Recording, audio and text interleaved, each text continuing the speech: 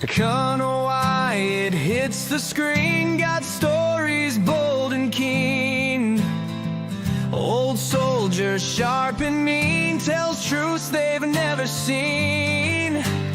Rugby lover with a roar, Africa flowing in his core. YouTube rants they can't ignore, his passion makes his heart soar.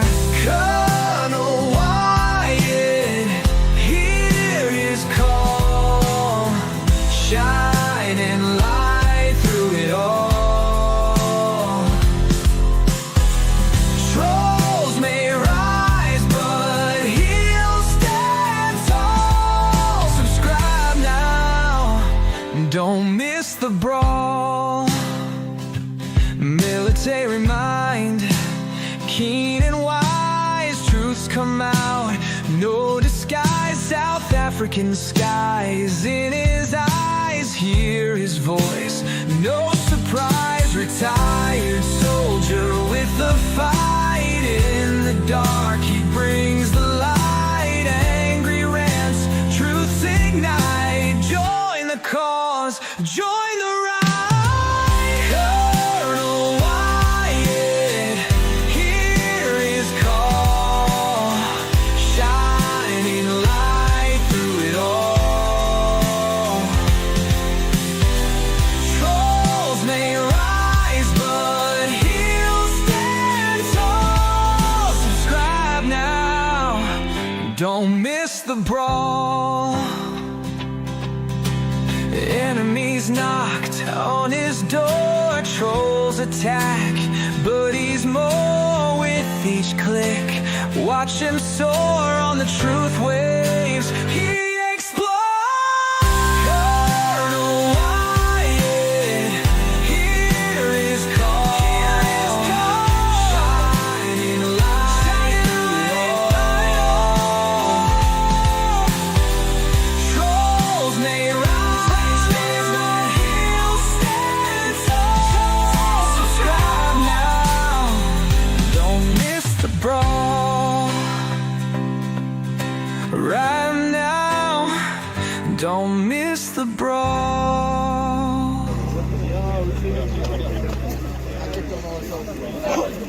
Take a picture.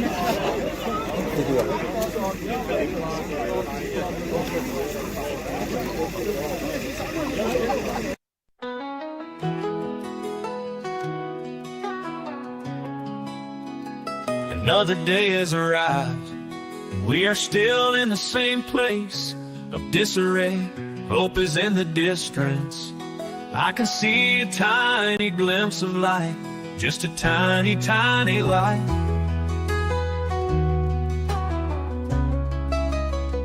It is there, I know it. I can feel it in my heart. I have prayed for it for oh so long. I know that it is coming our way. Tomorrow may not arrive. Yesterday has gone, but this I know. Today is gonna turn out just right. Colonel Chris is a ray of sunshine. He has arrived just in time to keep that tiny light in the horizon still burning bright.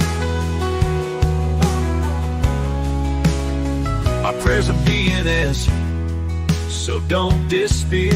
Someone we can trust, which has been a long time coming when our hopes were shattered. He is that tiny bright light in the distance.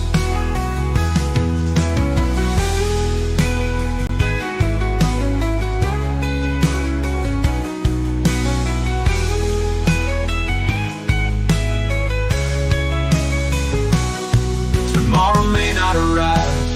I can feel it in my heart. I have prayed for it for oh so long. I know that it is coming our way. Tomorrow may not arrive. Yesterday has gone, but this I know. Today is gonna turn out just right. Colonel Chris is a ray of sunshine. He has arrived just in time to keep that tiny light in the horizon still burning bright. Our Colonel Chris is a ray of sunshine. He has arrived just in time to keep that tiny light in the horizon still burning bright. Our prayers are being answered, so don't despair. Someone we can trust, which has been a long time coming when our hopes were shattered. He is that tiny bright light in the distance.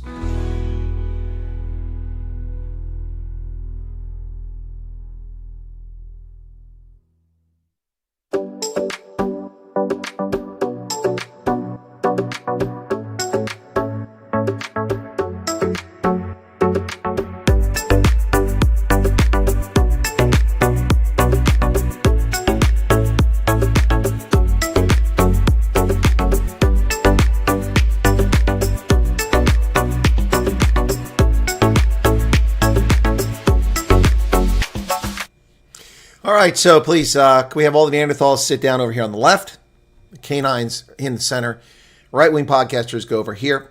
Rather small audience tonight. It's obviously a weekend, and people not going to work are sleeping at this hour in South Africa and here in the U.S. I don't know who's tuned in. I'm going to once again remind moderators, because it's happened a couple of times here, if you don't like something, that's not the basis for giving someone a timeout or removing their text. If they're offensive to folks in general, or if they spew something racist, that's a different story. It's just a reminder to my moderators, there are standards here, and if you don't agree with what they say, trust me, about 15 to 20% of what people say in the chat, I don't agree with wholeheartedly. But it's not trolling, it's not racist, it's not bigotry, it's not malicious. It's just people's views. People are entitled to their views within reason.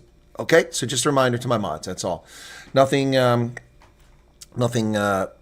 errant going on. I just want to mention that because I just noticed that there have been a lot of people's chat removed recently, and it wasn't by Google. Some of it was unnecessary.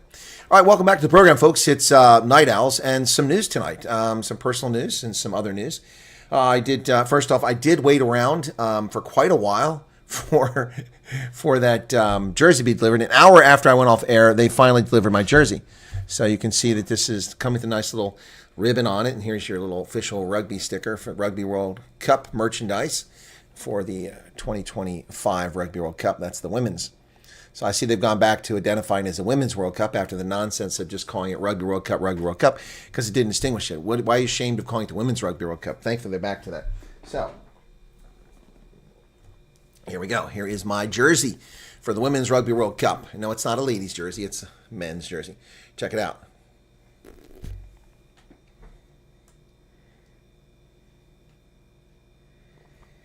And, of course, it's a personalized jersey.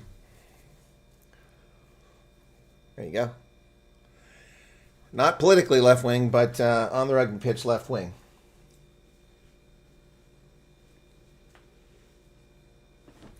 Right, so there's the jersey I waited for. It came. Yep, took a while. Go Eagles. That's right, Jacob. Although I'm not too happy with the way they're promoting the Eagles. I mean, Alev Kelter is a far better player than Ilona Mahler, and Mahler gets all the attention.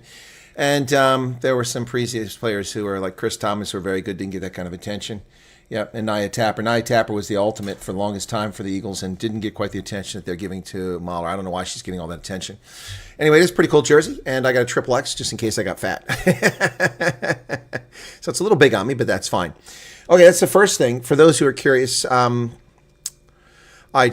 Nikki, you played in field hockey. I just finally got a phone call regarding the X-ray for my hip issue, and it is in fact my hip, although there may still be a muscular issue. I'm going to have to get an MRI still. But I talked to my general physician today, and in fact, his comment to me was that basically the good news is that because, they were talking about, without having seen anything, people were saying, well, hip replacement. I'm like, that seems a bit, extreme. And the physiotherapist said hip replacement. And then I saw the chiropractor in South Africa who said he thought it was my hip. It could be hip replacement. But he also said it may not be that severe. He said that it could be that they have to give you an injection. The chiropractor, wonderful gentleman in his 70s. Thank you, sir, if you're there watching tonight. I doubt you are, but if you are watching tonight, thank you so much for seeing me on a Sunday. And also for your kind treatment of me for free. It was very generous, as was the physiotherapist, although that had to be paid for, if I'm not mistaken. And then, and I didn't know that until after the fact. I got a bill later on, so I don't know if that was paid or not.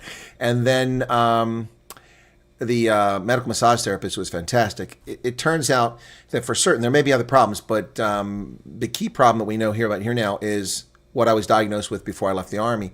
And the Veterans Administration, when I retired, said that I had arthritis in that hip as a consequence of that injury I had over 40 years ago in Germany while in the Army. So I got a 10% disability rating for that. So that's the problem, at least an immediate problem. And the solution isn't a hip replacement, it's an injection into the hip. The chiropractor who I saw in South Africa, in Pretoria, told me that he had a problem with his knee and he gets an injection in it a couple times a year, and he says he has mobility, it's fine. So yeah, that sucks, but it's good news because if we can get rid of the pain, and if it's not a muscular issue, which we don't know yet, I'll be able to walk properly. Now, unfortunately, with the way medical care is done here with the government, since this is government care, not private care, my doctor put a referral in. The referral goes into the insurance provider. The insurance provider must issue a referral, but the doctor told me to go get the injection today or get the injection tomorrow, Saturday weekend. Well, it's already tomorrow for South Africans.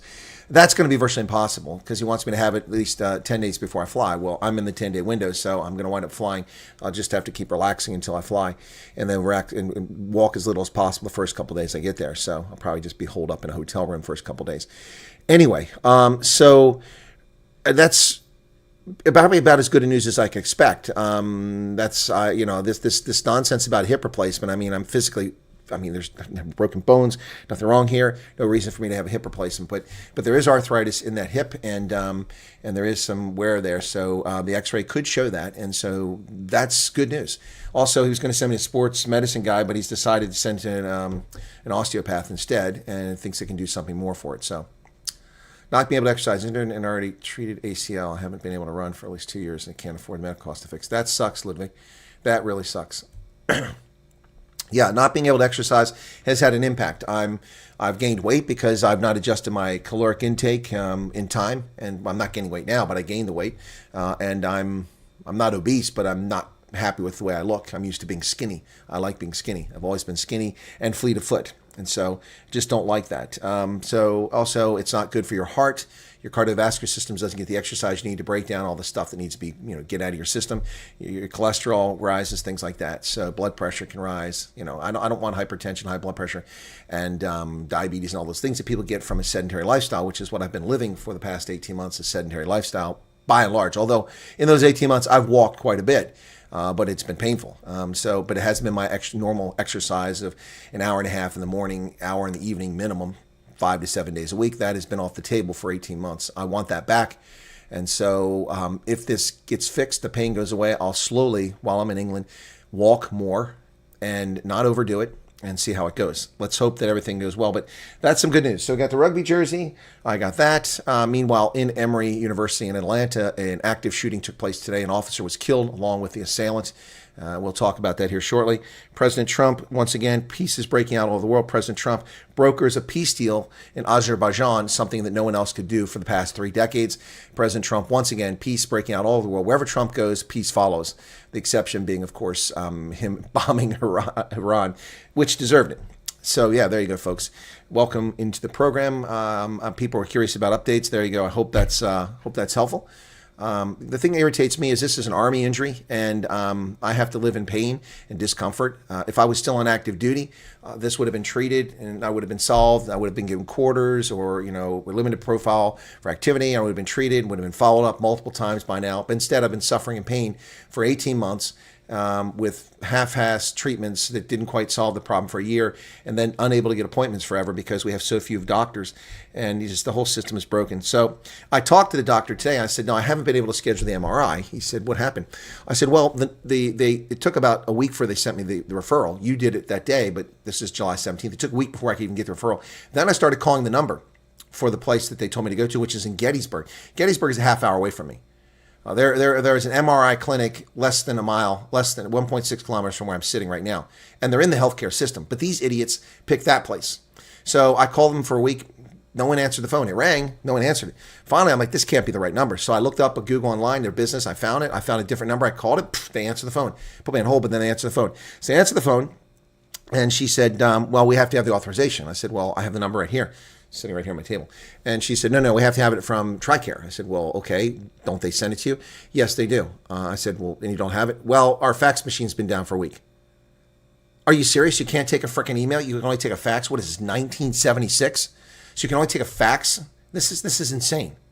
Why do they still rely on 1930s technology as if we're living in the 1970s watching Starsky and Hutch or, Policewoman with Angie Dickinson instead of living in the 21st century with Elon Musk and the rest of us?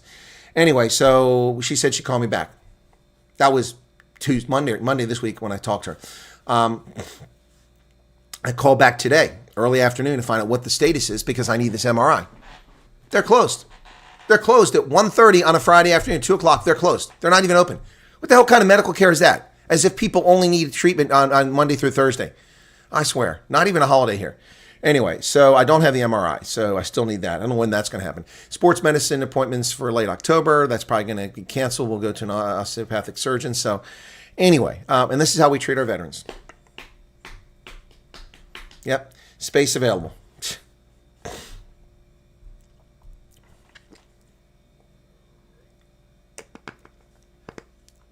Jacob says, this is it, 7 views at the moment. What are you talking about, Jacob? And once again, my timestamps are off. Let me get them fixed. Okay, Legion is here. Zelda, welcome to you. Jeremy, in from Indonesia. By the way, I've got I think 4 or 7 listeners on Spotify that are in Indonesia. That's pretty cool. It was hot in Minnesota. It was very nice here today, Jack. Very nice. Morning all was early today. Love the intro video. Thank you. Those are not, I did neither one of those songs. I did neither one of those. Both were done by other folks. Now, the first one, I put all the images in there, and I did that as a tribute to all the people that I met during this this most recent trip to South Africa. As you'll notice, it's mostly photos from that trip. There's a few other photos in there, like of Steb and Hunt's from last year, but most of them were from this trip this year, people I met in the meet and greets and such, or actually all the trips. Then the other one was all from the meet and greets in Opiplas for the most part, and then my videos, and that was done by Kathy Price. So the first one was done by Bianca, who lives in Spain. So those guys both did those videos, and they're awesome. They're awesome. By the way, my little sister, I sent her Alabama Heat. She loves this song. She said my mom would have loved it too. She probably would have loved the fact that I like country music now. Called my little sister today and see how she was doing. And Nathaniel says, keep exposing the truth. I'm trying, but it's difficult. Multipass is back. Lelu Dallas Multipass. Yeah, Lelu Dallas. Okay, Petrus Funderlinder, welcome to you. Guy, is this winter colder and longer than previous years? I have no idea, Guy. I'm not there in wintertime. I wish it was winter. I love wintertime. Dreekus, no, I'm not planning on watching that. That's not my cup of tea, but I would like to interview Dreekus. I interviewed one of those guys. Was it Dreekus a long time ago? South African heavyweight. Was it Dreekus I interviewed? I'm trying to remember. Dylan says that's my number. Okay. Carol Ann Burns said the jersey's very nice. Who else got there? Jean Kotza, Momo, Alta, Phoenix, Nikki, Mandy, left wing when I went to Gauteng. Okay. Good evening, Jan Els. Not a day for man, because man's achievements cannot be celebrated one day. Okay. Shannon Edwards, good morning. I see that Legacy Foundation is withdrawn from National Dialogue. They said they were going to. I don't know if they've actually done that. I hope the National Dialogue just falls apart. It's all just a big scam anyway. What national dialogue do you need? What formation? You have a constitution. You have a basis and ethos for the country. You just simply have to live up to it. The ANC is not living up to it. The GNU is not living up to the ethos of South Africa, to its constitution. That's the problem. Hold them accountable. It sucks not being able to exercise. That's Ludwig. Been busy but good. Okay. Did I have a good week? Week was okay, just busy. It's just I've got so much going on here. I'm trying to wrap up things, sort things out, straighten things out, get this in place, get that in place for my travel, and I'll be doing a lot of that over the weekend. Also clean up my my studio and stuff like that. I don't like to leave a mess behind when I'm on the road. Yep. So should lose weight now that junk food doesn't qualify for food stamps anymore. I haven't been on food stamps since 1980. Yep. And I vowed I would never be on food stamps as an adult, and I will not. Who's much better? Oh, is that your dog? AJ Quinn, Rakes is here. Hey, Rakes, haven't seen you in a bit. Shannon Edwards, Ulrich Fenter, good evening to you. Veroshka's back, but you're not going to work now, Veroshka, so you can stay with us the whole time.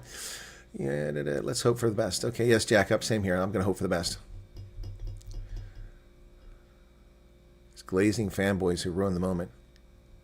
What are you talking about, Pablo Charlie? Thank you, Ludwig. It's good news, says CB. Thank you. Very good news. Yeah, it is. I mean, it could have been worse. They could have said, no, your hip is so degraded that you have to have a hip replacement. Nope. Nope, it's injection, and there may be something else. Maybe once I get the injection, some exercise can help. I don't know. Well, the problem, Shannon, is that I'm not getting it from the Veterans Administration. I'm still getting it from the Army. And the Army doesn't treat the retirees in the same fashion it treats active duty, with good reason. The active duty force has to be ready to deploy. But, I mean, it's ridiculous. They're authorized 8 doctors, and they have 3. Hire some frickin' doctors. Quit saving money at the expense of our health. CB's getting ready for a swim. Yeah, maybe that's what I need to do, is some swimming. But I hate it.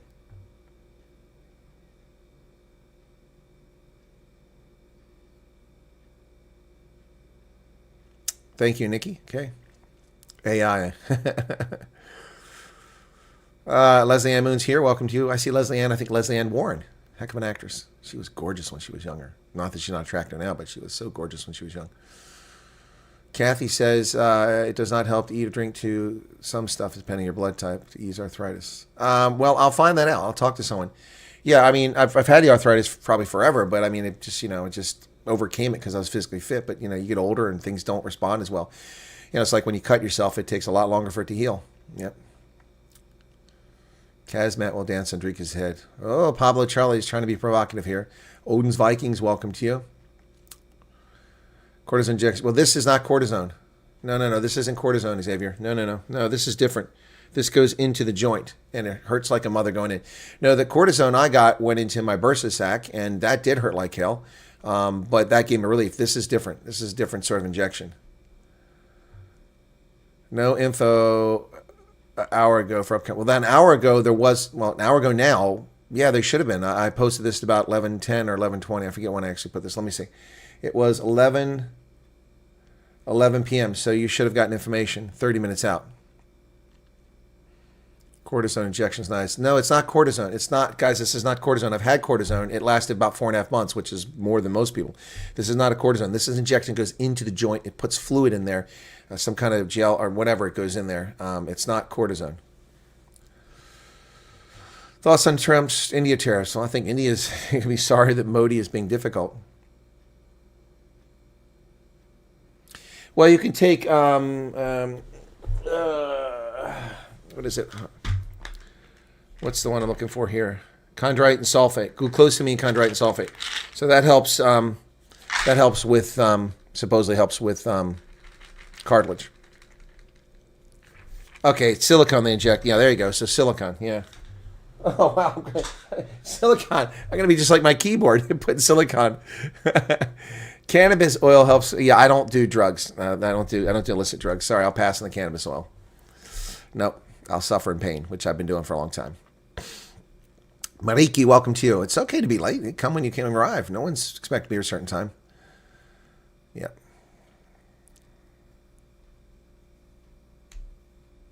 Yes, you're right. Silva is, well, he's also a wackadoodle communist. I've had a 12 centimeter injection in my hip joint. It wasn't cortisone. They did it in theater. I was conscious and they let you. That's the one, Leslie. That's the one. My little sister's had it. She's turning 50 this coming year, and she had it, or turning 50 this year. She had that already. Yeah, mine's a result of an injury, not because of my body failing. So, anyway, it took 40 plus years before to get to this point. So, anyway, Bugger Off Bunny had his regular health check. Oh, Dogzilla's back. Okay, all right, be careful. You're gonna get in trouble. Adrian Frick says, Grüezi. That's okay. Greetings, funds, Ban Republic of Switzerland. Ja, der Schweiz. Wo man Heidi findet. That's where Heidi comes from. Yep. So, you've seen the jersey. You've heard about the health. Let's talk briefly about the shoe. I have hip bursa, and it's painful and hurts a lot. Cutting out sugar and starch helps a lot for me. Well, if I have to cut out sugar and starch, then it's just non-starter because that ain't going to work. Sorry, that just ain't going to work. That ain't going to work. By the way, for those also curious about my saga of deleting emails, I was started at 419,000. I'm down to 196,000. Still got a long way to go. That's unread messages. 196,000 unread messages. I had 419. So that's 119 and 423,000. No, yeah, 223,000. Yeah, I've taken out just since last Friday in a week. 223,000 emails I've taken out in a week. It's insane. The problem is I get all this stuff I didn't ask for. You know, it's people, they just, I look at this like, you know, companies that harass you all the time sending you nonsense. I mean, it's ridiculous. It's absolutely ridiculous how many of these things they send you, unsolicited emails. A lot of them send you stuff every single day. It's just ridiculous. Oh my goodness.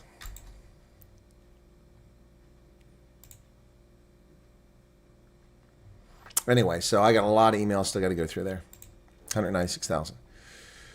Cannabis oil for medical use. I know, Gideon. There's no THC in it, which is the active ingredient that causes it. Yeah. Your last video, Mr. is 100% spot on. Now let's see what the SA Commission, you know, the one that's still, one's still going after Ronaldo and leaving Nota and leaving Knobs and Kesey alone. Yeah. No, they what they do is just immoral. So they're calling them on the carpet. South Africans should file a grievance. And not from a standpoint of racism, because you'd be a little hard-pressed, definitely given their weak standards when it comes to racism, to say that he said something racist. But certainly, he injured the dignity of South Africans. The South African refugees in America are still South African citizens, entitled to full protections of the Constitution of South Africa. The fact they're living abroad doesn't change that. The fact that they have refugee status in America doesn't change that, especially when the South African government denies they're actually refugees. So you are pretending as if they're just someone you can say what you want. This is a politician who's demonizing a group of people in South Africa and doing criminal injury to their personal well-being and harming their reputation and causing, you know, pain and suffering. This is a politician who should be charged by the South African Human Rights Commission. And, you know, I think the African National Congress should kick him out of the African National Congress, quite frankly. If this is what the African National Congress is all about, having race hustling people who damage the dignity of other South African citizens, well, then the African National Congress itself becomes illegitimate. Either their disciplinary board boot him out of the party, or at least kick him off the National Executive Committee and remove him as the Secretary General. Something needs to be done. Something needs to be done. If the ANC wants to be taken seriously, which apparently they don't, they need to go after this guy.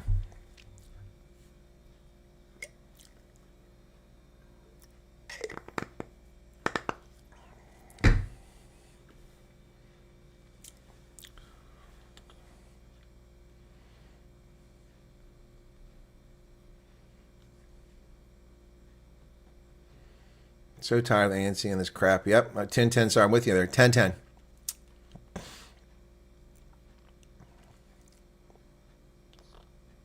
Yes, he did say Nota Bele. It's Nota, not Nata, unless you're just saying that because you want to put it in there. But Nota definitely called white people less than canines, said women were genetically inferior, called them Neanderthals, saying they had inferior DNA.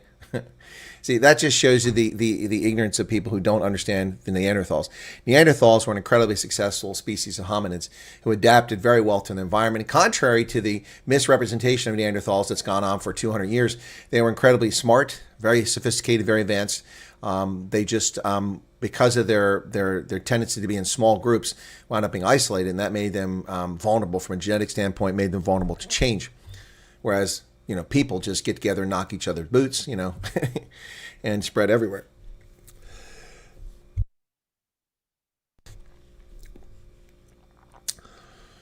Late this morning. Good morning from Durban. Hey, how's the East Coast there, folks? Jean Coates, I'm just ignoring him unless he says something that's outright wrong, because he's just here to have fun. You know, so he came in like, you know, blast, putting a bunch of super chats in the first couple of days to pretend like he was really here to be part of it. Now he's just pretending to actually care, and so he thinks he's funny. Yes, Nikki, that was pretty entertaining, that show. I enjoyed it. I haven't been invited back, although I left on good terms with DJ Sabu. I liked him. He was pretty cool. I mean, the guy that I met. Nota was very personable and very polite, and we had a nice conversation. I remember I said, Nota Boloy, as I live and breathe. Yeah. Yeah. Yeah, that was, he got a lot of flack for that. I think that the people that attacked Nota Boloy for that interview were just a bunch of bigots and racists. I mean, Nota did nothing wrong in that interview. We had a good conversation, so it was interesting. Eastern Ukraine is a natural resource-rich region. Well, rumor has it, but really doesn't affect the price of tea for me, no matter how rich it is.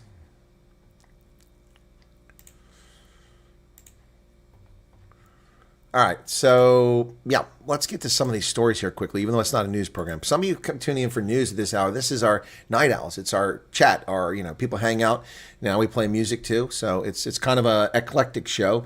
Sometimes Bob shows up. You never know when Bob's going to pop up. He just up there he is. Hey Bob, what's going on? It's Bob, folks, the bugger off bunny. It's the bugger off bunny, man. Yeah, Bob is here. Bugger off bunny. Big mistake. What is this now? Why do I have this one? Was this for my video earlier? What is this? Hang on a second. What did I record here? Say that, please. Say. Oh, okay. It's an hour 59. That's the interview from last night. We're gonna turn that off. That's nobody to see. Nobody's beeswax. At least not yet. All right. I didn't realize that was still out there. Got to be careful with stuff. Okay. So where's Bob at? Come on. Oh, are we going to be difficult here? My hard drive's being difficult. It's not really a hard drive. It's a solid-state drive. Okay. There we go. That's what I'm looking for. Yeah.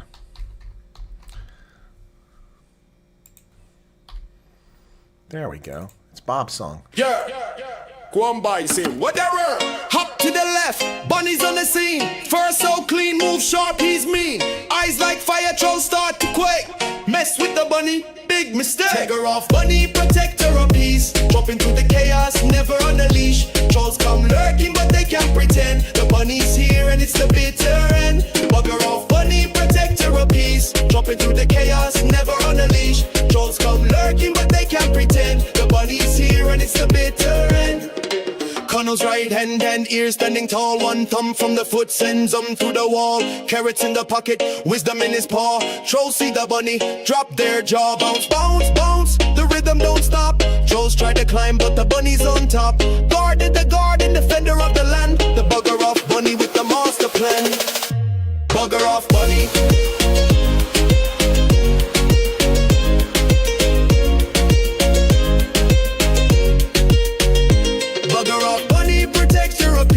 Jumping through the chaos, never on a leash. Trolls come lurking, but they can't pretend. The bunny's here and it's the bitter end. Swift as a shadow, silent in the night. Trolls meet the bunny, then they take flight. Ears like antennas, catching every sound. The bugger off bunny, king of the ground.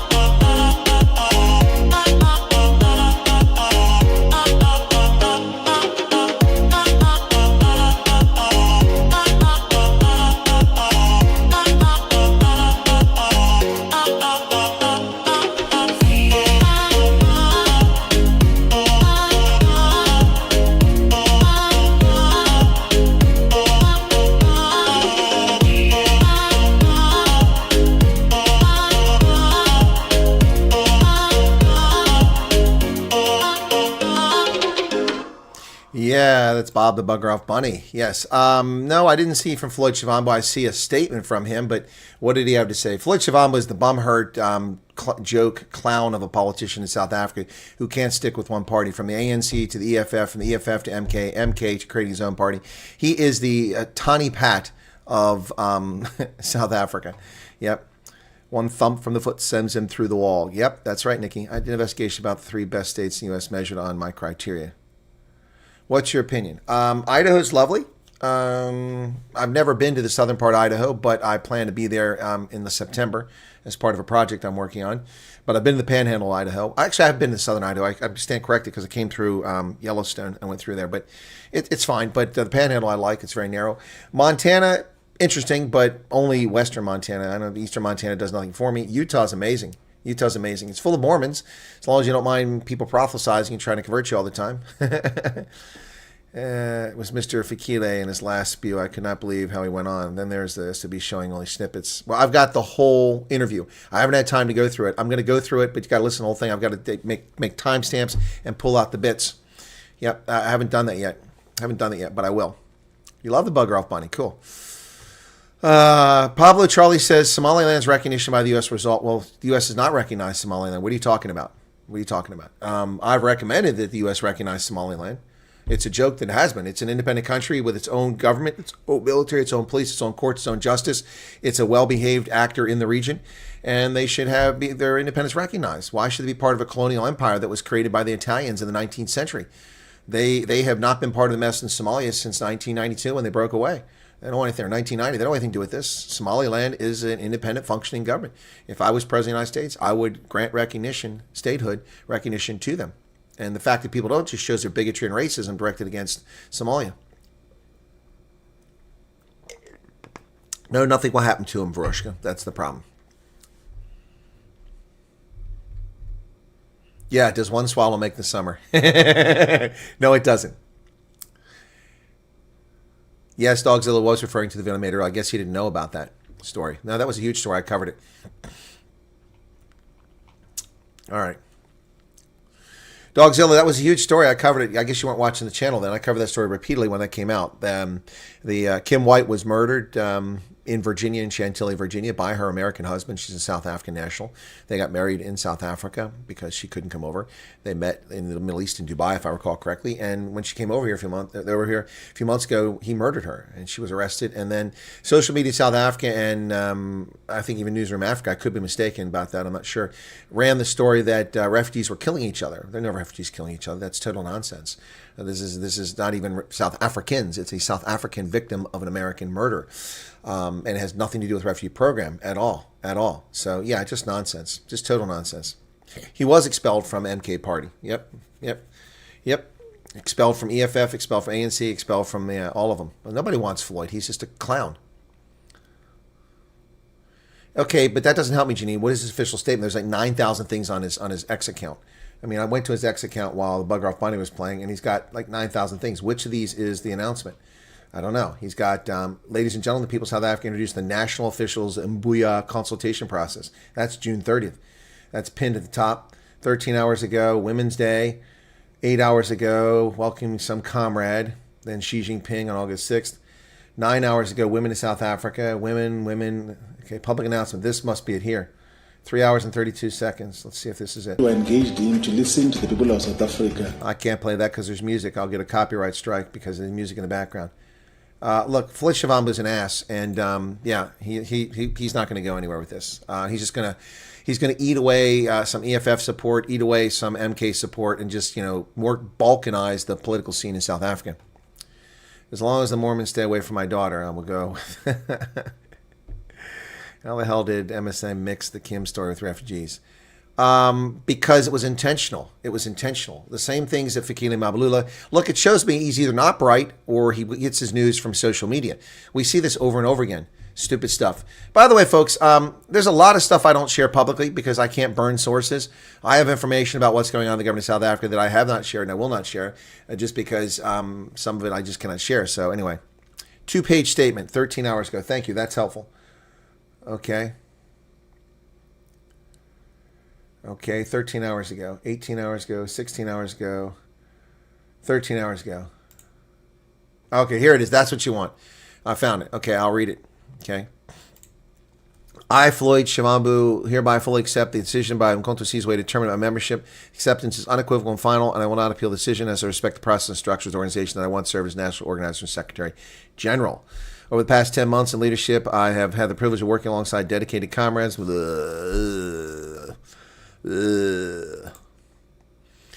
I hold no grudge against any leader or member of the MK. Our path may diverge, but I wish the organization and all its members well in their future proposals. National convener of the Mayabuye consultation process. Whatever. Oh, I'm going to save those images so I have them.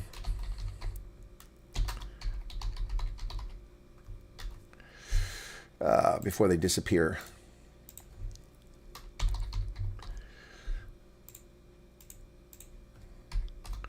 All right, got him. That's the one you're talking about. Yeah, see, that's a statement. I thought he actually was giving a statement. Yep.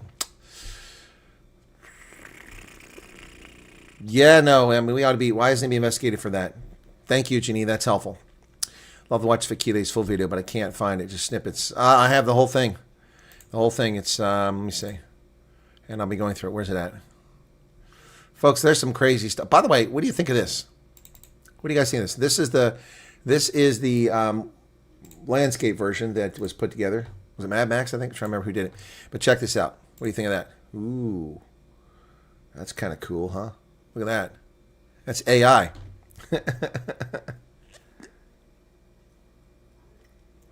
Yes, expat family Joubert. It is better not to share everything. Yep. No comments? Nobody says anything?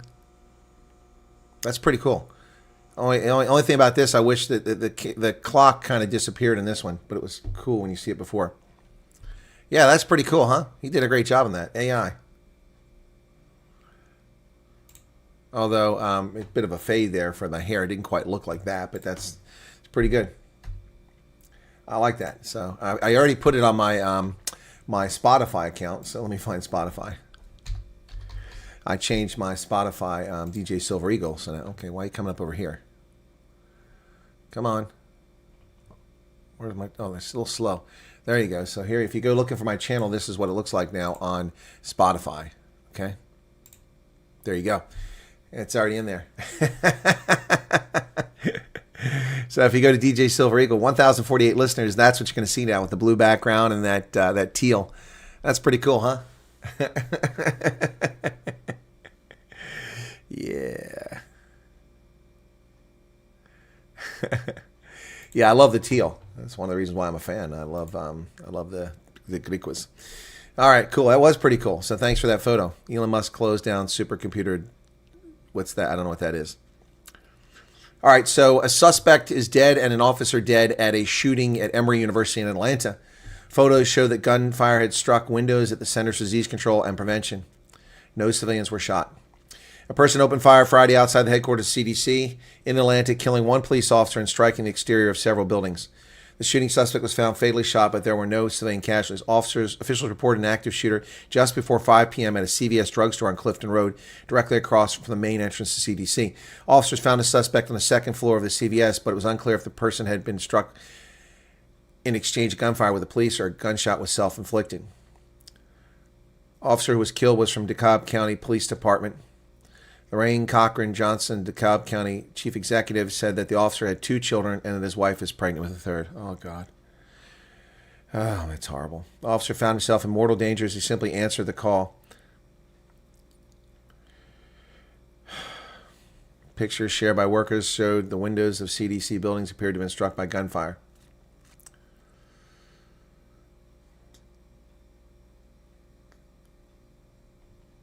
Shooting prompted the university to urge students and faculty members to seek shelter and avoid the area, issuing alert, run, hide, fight, avoid the area, shelter in place.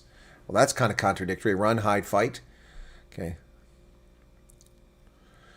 Twice this week, deranged criminals have targeted innocent Georgians, said Governor Kemp. Each time, brave first responders rushed towards the danger to subdue the shooter and save lives. Hannah Weissman, a first-year medical student at Emory University, was walking home to her apartment less than a block from a CVS shortly before 5 p.m. when she heard the sound of gunshots coming down the street. She said she dove into a nearby bush to hide with another person. After hearing several rounds of gunfire, she ducked and ran away from CVS towards a parking structure. I was just thinking, I can't believe this is happening, she said.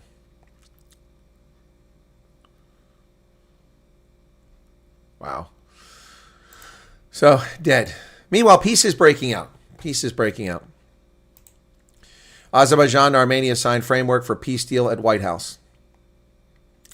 White House meeting, Donald Trump steals Vladimir Putin's thunder before he has his meeting with him. This ought to be hilarious.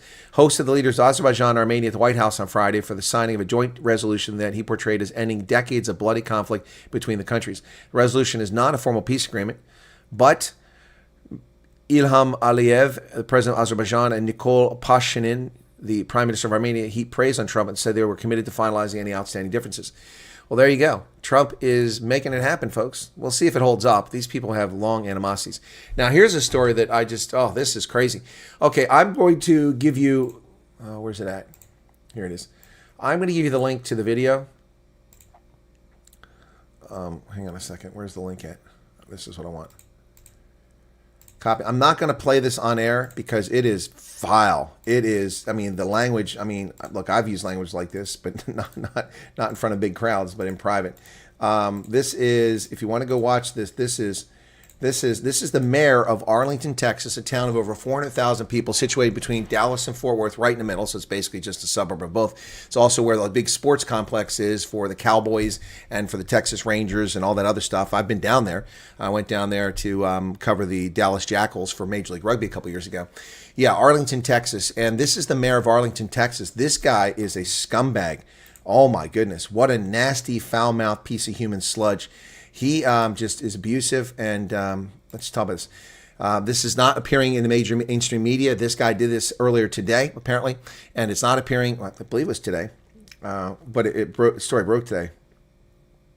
Oh, wait. Oh, this was 2018. Oh, this happened in 2018. My bad. It wasn't today. This was exposed today. But it's from 2018. This is who the mayor of Arlington, Texas is. This is you got to go watch that video. So, exclusive. Arlington Mayor Jim Ross caught on video berating a street preacher. Now, the guy with the beard and the short sleeveless T-shirt is the street preacher. The mayor is the guy with the blue shirt. Arlington Mayor Jim Ross is facing backlash after newly surfaced video from 2018 shows him using vulgar language and making explicit remarks towards a Christian street preacher. The video, recorded by Vice News in 2018, was filmed at the Southern Decadence Festival in New Orleans, an LGBT event usually held over Labor Day weekend. In the footage, Ross, whose face was blurred, can be heard addressing street preacher Reuben Israel with crude language and profanity. Israel, known for preaching at public events, passed away in 2023. I believe y'all can have free speech, but this is some hateful crap, and I'm a heterosexual guy, Ross said. You stand out here like you're a badass mother effer, Ross continued. Then he asked Israel, you don't think anal sex is good, do you? Have you ever blanked your old lady in the blank? I'd blank your old lady in the blank. Despite Ross's comments, Israel and others did not directly engage. Ross continued saying, shut your blank, you little piece of blank. You ought to talk blank. These people around here are having good blanking time. At another point, he called Israel a blank mother effer. The footage ends with Ross approaching the group and appearing to initiate a confrontation. Several Arlington and Tarrant County residents expressed disgust over his behavior. This is unfortunate. I'm not certain what prompted this altercation. Truth be told, podcast host from Arlington resident Kathy Arocha told Dallas Express. The video is beyond shocking. What a disgusting piece of human garbage. Mayor Ross should resign immediately, Tarrant County GOP Chairman Beau French said. The now mayor of Arlington's vile, profanity-laced rant at the late Reuben Israel, a Christian street preacher, is a disgrace. Perhaps the mayor was stressed out because of not being able to pay his taxes of late. But his unprofessional conduct mirrors the worst of today's cursing Democrats. Leadership demands better. Reuben Israel was no shrinking violet, yet even he deserved dignity and respect from an elected representative. Arlington can demand better without trading insults for insults. Do not be overcome by evil, but be overcome evil with good. Romans 12:21, wrote Pastor Troy Jackson. Let no corrupt communication proceed out of your mouth, but that is good use of edifying. Ephesians 4:29. It's not the first time Ross has drawn public criticism. As previously reported to the Dallas Express, Ross publicly acknowledged financial difficulties after it was revealed that the IRS began garnishing his salary due to unpaid taxes. Records from the Tarrant County tax assessor collected in June of 2025 show Ross owed $940 in penalties and interest, with a totaling outstanding debt of $174,945 in unpaid taxes.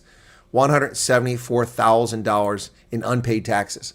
And this scumbag, you got to watch. Did you watch it, Caroline? You watched it? You see why I didn't play it? Did anybody else watch it? Oh my goodness. Someone else go watch that, man. That's just unbelievable. Hey Xavier, last night lit a fire, pulled the speaker and laptop close to the missus. I put the cool.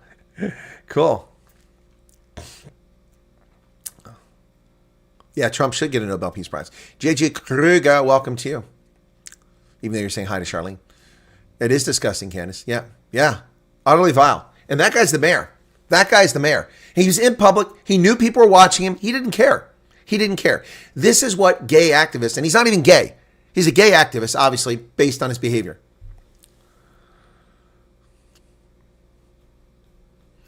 Oh, Nikki, everyone's suddenly discovering what gerrymandering is. I've known about gerrymandering because I paid attention in civics class when I was a little kid.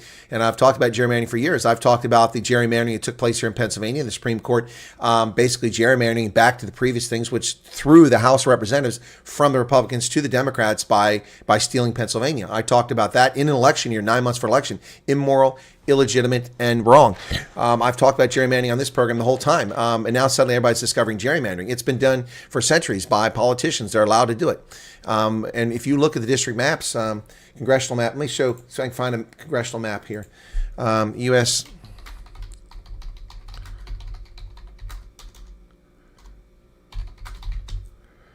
Okay, I want the whole country. Okay. Well, this doesn't really show it the way I want. Let's try that one. None of these are actually the ones I want. None of them actually show me what I want.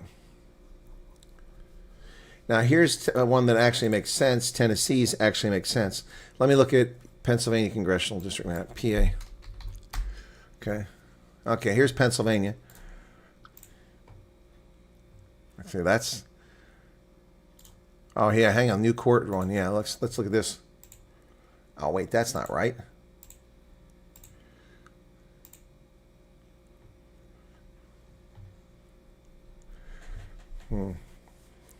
We used to have 20 representatives. We're down to 17 now. Pennsylvania's shrinking in importance. Okay. 2023. I want the one from before that.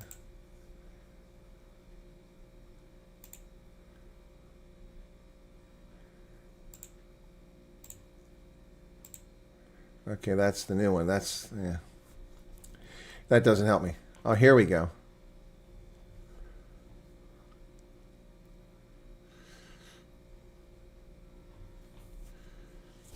That doesn't help either. Yeah, I'm trying to find one that helps.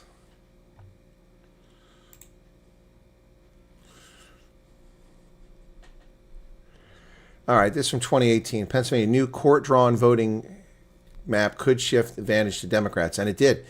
Yeah, Pennsylvania Supreme Court has enacted a new congressional district map that may be much more favorable to Democrats, replacing the one it overturned and deemed unconstitutional partisan gerrymandering last month. Since the previous map was adopted, Republicans have held a 13-5 advantage in Pennsylvania's congressional delegation. New court-drawn map is expected to upend that tilt. Well, I changed it to a 9-9, or 9-8, whatever it was. Justices described their map in a 48-page decision. So this is what happened. The court intervened and overturned the districts. Let me see. Where's the old one at? Well, I'm not getting the old one now. Yeah, the old one's not showing up. Anyway, it's a shame. It's hard to find the old one. But yeah, here's what Pennsylvania's map looks like now. So this is what Pennsylvania looks like. There we go. So there's the districts. So 10th Congressional District is one that I'm in. And you see the top little finger of the 10th Congressional District. That was not part of this district. That was artificially moved from another district into this one to weaken the Republican position and nearly cost us a seat so that Scott Perry couldn't win. It was done just for that purpose.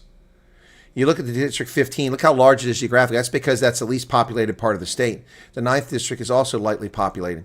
13th and 14th, 16th also. Westmoreland County, that's Pittsburgh, that's Democratic. Harrisburg, which is where Dauphin is, that's Democratic. And then southeast corner, you can see the smaller geographic districts are located in the southeast of the state, which is where the largest population base is. Yep. What's Bill Clinton scam? I'm sure he's got plenty of them. Here's Tennessee's congressional districts. These actually, come on. These actually make sense based on population. See, look at that. 9 districts, and there's the representatives. The one that doesn't make sense is the 3rd Congressional District. It's got, look at the 3rd Congressional District in the east. It's got 1, 2, 3, 4, 5 counties in the south, and then you go, it's got a little finger that reaches up. A couple of these. The 5th District doesn't make sense, and neither does the 3rd District. The rest of them pretty much make sense.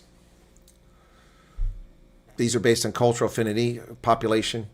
All are based ultimately on population size, but where the boundaries are is based on cultural affinity. So, yep. Watch that. The mayor has some serious anger issues. Should get his mouth washed by some goose pepper. Yeah, some soap ought to wash his mouth out. Happy Women's Day, ladies. Okay, well, it's not something I believe in. We don't have a Men's Day, but whatever. Happy Ladies' Day. Anyone watch that video, do it privately. Yeah, don't do it around kids. That's why I'm not playing it, because I find out kids are watching this show. Don't do it around kids. Tennessee is a gorgeous state. You are correct about that. Well, I don't know what legislation you can have against it. They try to do it in each state individually, but I mean, it's really not much you can do. It's just the way things are. Yep, so Mary Gay Scanlon. Oh, boy, these representatives in Congress.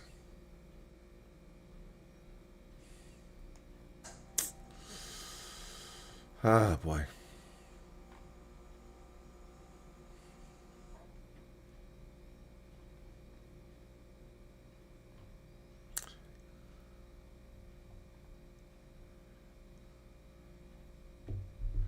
So let's take a look at what happens here. So this is what Pennsylvania's congressional elections look like. The blue are Democratic victories, and look at the districts. Look at the districts, how they're drawn in 2010. You see how ridiculous those districts are? Those are the boundaries in 2010. Look at that. I mean, they look at the southwest corner here in Pittsburgh. They created so 1, 2, 3, four different. That's how they made the boundaries. They gerrymandered that stuff. Look at that. That's insane. That's what they did. That's 2012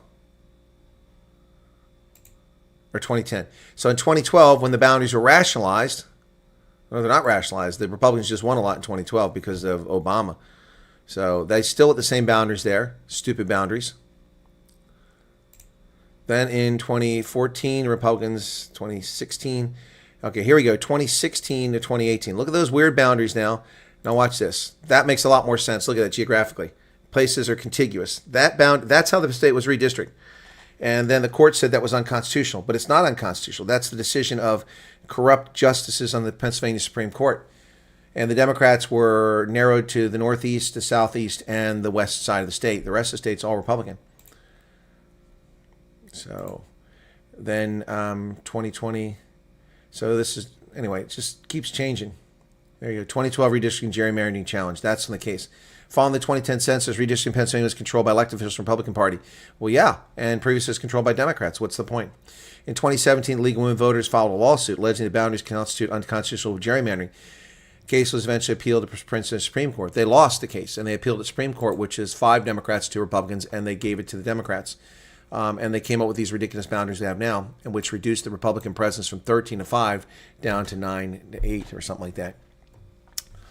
There should be a Men's Day too. Yep, everybody should be celebrated. Why just celebrate one group of people? This constant bashing, it's misandry, attacking men all the time. No, Ludwig, they didn't do it in Texas. They're doing it in Texas. Every state does it. Maryland, let's look at Maryland's congressional districts, okay? Maryland.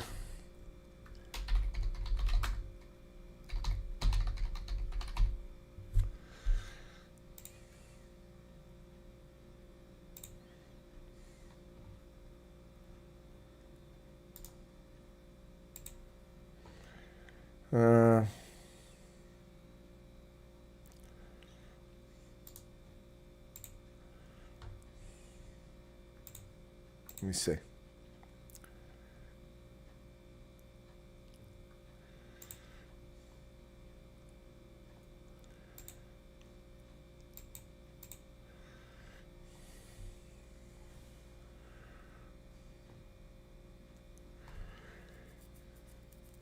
See what this says. Democrats could have gerrymandered away a GOP seat. Why they didn't in Maryland? This is 2021.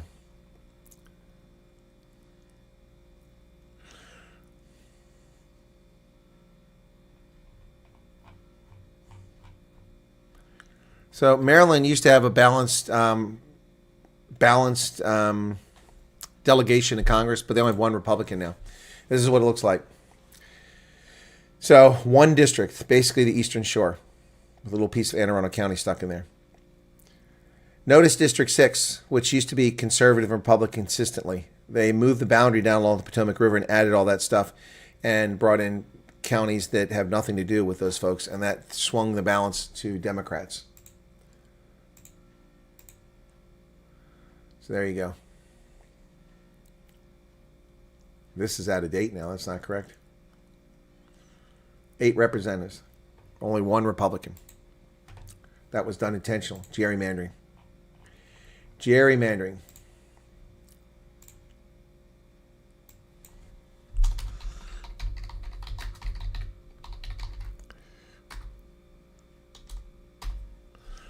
See if I can't find this a history of it. I'm trying to find Maryland and show you what it used to look like.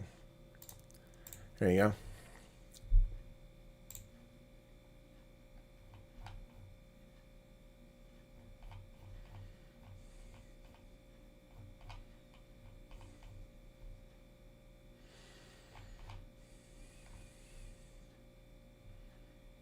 So since 1963, Maryland's had 8 seats.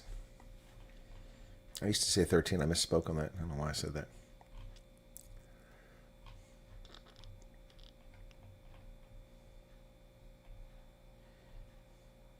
And basically, since 2013, after redistricting, they've only had one Republican, Andy Harris. That's it. They used to have 4. So in 2001, here you go, let's show you Maryland. Of its 8, it had a balanced delegation. 2001, 1, 2, Bob Ehrlich, who later became the governor. 3, Roscoe Bartlett. And 4, Connie Morella. They redistrict Roscoe Bartlett out of office in 2013 by redrawing the maps. And so they went from 4 Republicans and 4 Democrats to 7 Democrats, 1 Republican through gerrymandering. But no one's talking about that. No one's talking about how they've done that in Maryland. I've talked about it for the last 20 years. Ruth Bader Ginsburg, what are you talking about, Waking Coma? We finally got the vote, sir. Yes, I think Women's Day isn't a bad idea. What do you mean you finally got the vote? Wyoming gave women the vote well over a century ago. The U.S. gave women the vote over a century ago. Black men got it long before women got it. Good grief, there's no end, no level to hell. Well, they both do this. Look, Xavier, Democrats and Republicans both do this. They gerrymander and take seats away. The Republicans are actually rationalized the geographic layout of these districts. No, it's just terrible. It's what they do. It's what they do. This has been going on forever. This is not new. So it's comical to hear Illinois talk about taking these Democrats from Texas, because that's the place with some of the worst gerrymandering in the country. The Supreme Court decision for Pennsylvania was immoral. It was wrong. Yep, it's wrong. It's also stupid that we have 5 Democrats on the Pennsylvania Supreme Court and 2 Republicans. They stymied all challenges to the illegitimate events that took place in 2020. Well, it's midnight. Now Saturday, the 9th of August. Wow, moving along fastly. 100 years ago, yep. Oh, don't be a smart aleck, Nikki. Don't be a smart aleck. America is among the first countries in the world to ensure that women had the right to vote. Statement of fact. Statement of fact. Statement of fact, folks.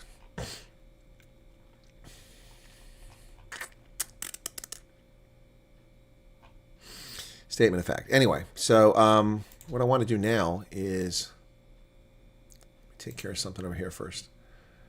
There you go. Pala Pala, where the cash stays. Yep.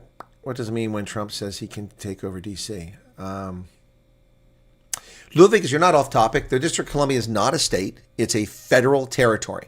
District of Columbia falls under congressional and executive authority. They gave limited autonomy to the District of Columbia. Democrats did several years ago, and they've abused it. District of Columbia is federal territory, and the federal government can step in at any time and take over the District of Columbia. And that's what Trump is talking about. They're failing to protect the residents of the District of Columbia, and therefore Trump is talking about stepping in and doing something about it. And he should. He should. You see what's going on in D.C.? They're not reporting, but it's going on. They're not reporting, but it's going on. By the way, before I forget this, Jim Lovell, Apollo 13 astronaut, has passed away at the age of 97. Famed NASA astronaut Jim Lovell, who commanded the harrowing Apollo 13 mission that Tom Hanks portrayed in the movie by the same name, was forced to abandon a lunar attempt in 1970, has died. He was 97 years old. Lovell died on August 7th in Lake Forest, Illinois. Family said, we're saddened by the passing of our beloved father, U.S. Navy Captain Jim Lovell, a Navy pilot, officer, astronaut, leader, and space explorer. Enormously proud of his amazing life and career accomplishments, highlighted by his legendary leadership in pioneering human spaceflight. But to all of us, he was dad, granddad, and leader of our family. Lovell was already well known among NASA astronauts, having flown to space on Gemini 7, Gemini 12, and the Apollo 8 missions before he was selected to command Apollo 13, which would have marked NASA's 3rd successful crewed moon landing. Unfortunately, it didn't happen. Here he is in 1966 in his Gemini spacecraft. But during the ill-fated mission, which carried Lovell, as well as astronauts John Swigert and Fred Hayes, an oxygen tank located on the crew's service module exploded when they were about 200,000 miles away from Earth. Lovell delivered the news to Mission Control saying, Houston, we've had a problem. With the damage effectively taking their power source and other life support supplies, the Apollo 13 crew had to abandon their trek to the lunar surface just to survive and use several engine burns to swing around the far side of the moon and put themselves on a course back towards Earth. The three-person crew made a high-stakes splashdown return to the South Pacific 3 days after the tank explosion, marking the conclusion of what has become to be known as the successful failure of the Apollo missions. The ordeal was fictionalized by Ron Howard's 1995 film Apollo 13. Lovell was portrayed by actor Tom Hanks, and he made a brief appearance as the captain of the USS Iwo Jima Navy ship to recover them. There are people who dare, who dream, who lead others to places we would not go on our own, Hanks said in a statement posted to Instagram. Jim Lovell, who for a long time had gone further into space and for longer than any other person on our planet, was that kind of guy. Lovell never made it to the lunar surface. Twice a bridesmaid, never a bride, he said with a laugh when speaking to CNN in 2008 for the 40th anniversary of the Apollo 8, admitting that years he had harbored resentment for his last mission having been a failure. It was only later on Lovell said that he fully realized what a success Apollo 13 had been, the safe return to the crew of the Earth. It's mind-boggling in some respects, Jim Lovell said. Here is the Apollo 13 mission lifting off from Cape Canaveral in a Saturn V rocket, one built by my grandfather. Saturn V rocket built by my grandfather, launching Jim Lovell into space. In a statement released Friday, NASA Administrator Sean Duffy credited Lovell's calm strength under pressure that helped return the crew safely to Earth. Yep. He was part of NASA's second ever astronaut class selected in September 1962 and nicknamed the New Nine. He became the first astronaut to make 4 space flights, totaling more than 715 hours in space, and joining the Apollo 13 crew after having first served on Apollo 8, which intentionally circumnavigated the moon but did not land on the surface. He became the first human to ever see the moon up close for a second time. In an interview with CNN in 2018, at the age of 90, he recalled his adventure in Apollo 8's as Apollo 8's navigator. To me, it was a mini Lewis and Clark expedition. We were going someplace new to observe the far side of the moon, which had never been seen before.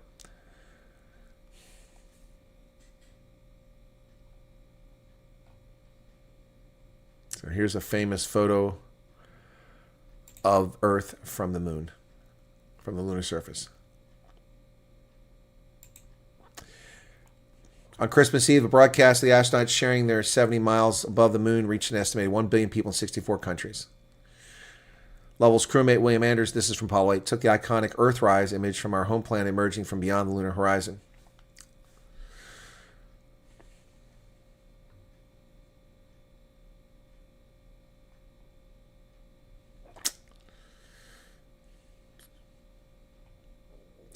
Buzz Aldrin, who became the second person to walk the moon in 1969, paid tribute to Lovell in a post on social media, grieving the loss of one of my best friends, Jim Lovell. His extraordinary legacy is cemented by many space missions, Gemini 7, Gemini 12, Apollo 8, and Apollo 13. Our mutual respect had no limits. The Gemini 12 mission we flew together paved the way for Apollo missions. Heartfelt condolences, Jim's family. Farewell, Jim. You will be missed. My friend, Godspeed. After Apollo 13, Lovell received the Presidential Medal of Freedom in April 1970 and served as Deputy Director of Johnson Space Center in Houston from 71 to 73. He retired from the Navy and NASA in March of 73 and was later inducted into the U.S. Astronauts Hall of Fame in 1993 and awarded Congressional Space Medal of Honor by Clinton in 95.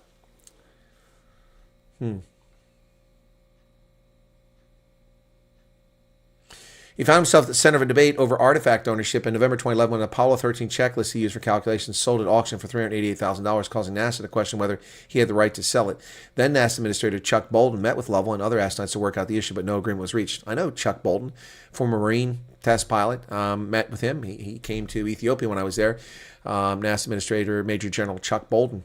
Barack Obama signed a bill into law on September 12 that gave Mercury, Gemini, and Apollo astronauts full ownership of rights to the artifacts they collected from their missions. Shouldn't have to sign a law for that. Jim Lovell, gone at the age of 97. I wonder how old Buzz Aldrin is now. There he is, Lovell. They had the right stuff, folks. Yep. That's Apollo 8. William Anders, Jim Lovell, and Frank Borman. The training exercise.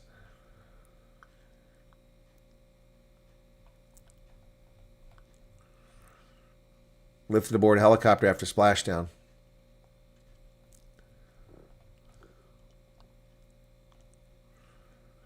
(1965) for Gemini 7. There he is with President Nixon.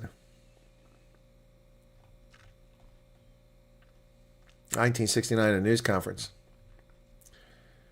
1970 with Swigert.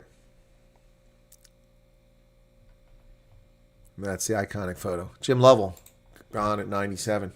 Fair winds and smooth sailing. William Webster, former director of the FBI and CIA, has passed away at the age of 101. Good Lord. Oof. A federal judge, a moderate Republican, a Christian Scientist, who was chosen in 78 to lead the FBI. William H. Webster, the only person ever to lead both the FBI and the Central Intelligence Agency, switched from lawman to spy master while the Bureau was investigating high crimes at White House and UCLA and CIA, died at a care center in Warrenton, Virginia. He was 101. Mr. Webster was born 2 months before J. Edgar Hoover took command of the FBI in 1924. Hoover, wow, he's born 1924. Jeez. President Carter chose Webster, a federal judge and moderate Republican Christian Scientist, in large part because he projected probity and integrity. And there he is in 1978. Wow, Jim Webster, dead at 101. And there he is, George Herbert Walker Bush for the CIA. From Missouri. This is his wife Lydia, news conference 2019. They tried to con him in a lottery scam, and he helped foil that scam. Your granny was born in 1924. Wow, that's amazing. Mine was born in 1920, but she's been dead since 1994. So that's, yeah, anyway. Wow. DJ Silver Eagle, 1,048 listeners. I haven't picked up anybody today. Anyway, that's some of the stuff going on. I got a few more things here, but not really focusing on them. So let me get back over here. See where we're at. All right, cool. Anyway, I did want to read something I thought would be fascinating here. So those who are curious about a little bit of history here. Okay. Obama gave an astronaut a pass, but a submarine crew in prison for a picture. Exactly. You're right about that, Holden Caulfield. He did. He put someone in prison while Hillary Clinton stole top secret Senate Department information, and he put former Navy, not even the Navy anymore. They went and arrested him as a civilian after he left the Navy for a photograph he took, a harmless photograph he took inside a nuclear sub, and put him in federal prison as his wife was giving birth. It's unbelievable. Yep. Trump gave him amnesty, if I'm not mistaken, or a pardon. So this is the book I've been telling people about. I've been reading for some time. I read a little bit every night. The Mosquito, The Human History of Our Deadliest Predator. This is the most dangerous thing that's ever affected humanity, other than cardiovascular disease. This has killed more people than any conflict, any tyrant, any emperor, any monarch out of control. The mosquito, with yellow fever, malaria, dengue fever, and all kinds of other things. So yeah, I wanted to read this part because this is fascinating. You're gonna find this fascinating. This portion. There's lots of fascinating things here, but let me read this portion. The Crucible of Disease.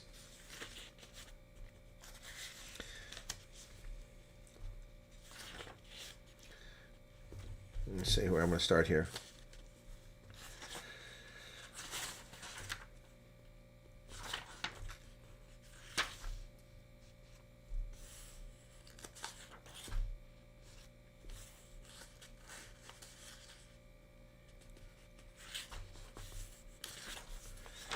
Okay, I thought I had this marked. It's not working out so well.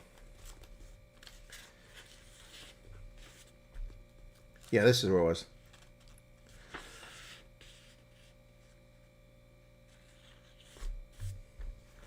So the British tried to capture Cartagena in Venezuela today, and it went poorly because of malaria. The experience at Cartagena encouraged the development of a self-conscious Americanism because they'd sent American colonials down there and they were not happy about all of them dying. Given the death rates from mosquito-borne diseases during this botched mission, British officer William Blakeney ominously warned that the American colonists seemed to set a great value on themselves and think a regard is due to them, especially in the assistance they're able to give to the mother country on such occasions. And, as they're a growing power, should they be disappointed in what is promised them and which they expect, future occasions of the like nature may suffer for it. Blakeney astutely recognized the gradual shift in American self-confidence and in revolution flickered on the horizon. That revolution flickered on the horizon. He predicted this basically in the 1740s, what occurred in the 1770s. In the Americas, Britain launched two geographically distinct but strategically welded campaigns against French holdings, Canada and the Caribbean. By 1758, the British under General Amherst had captured French maritime holdings along the Atlantic coast called Acadia. So that's the Acadians.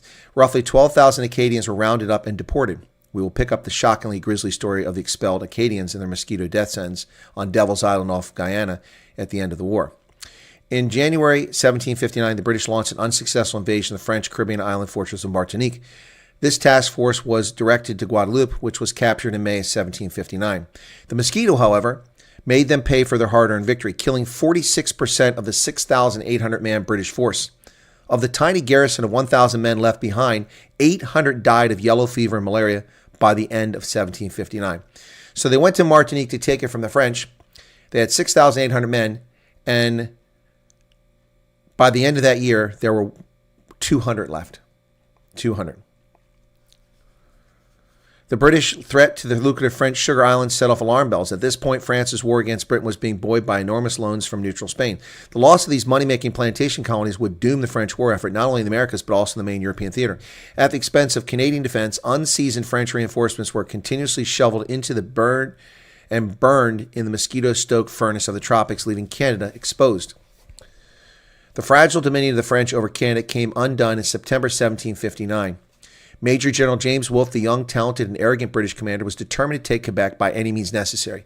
If by accident in the river, by the enemy's resistance, by sickness or slaughter in the army, or from any other cause, we find that Quebec is not likely to fall into our hands, persevering, however, to the last moment.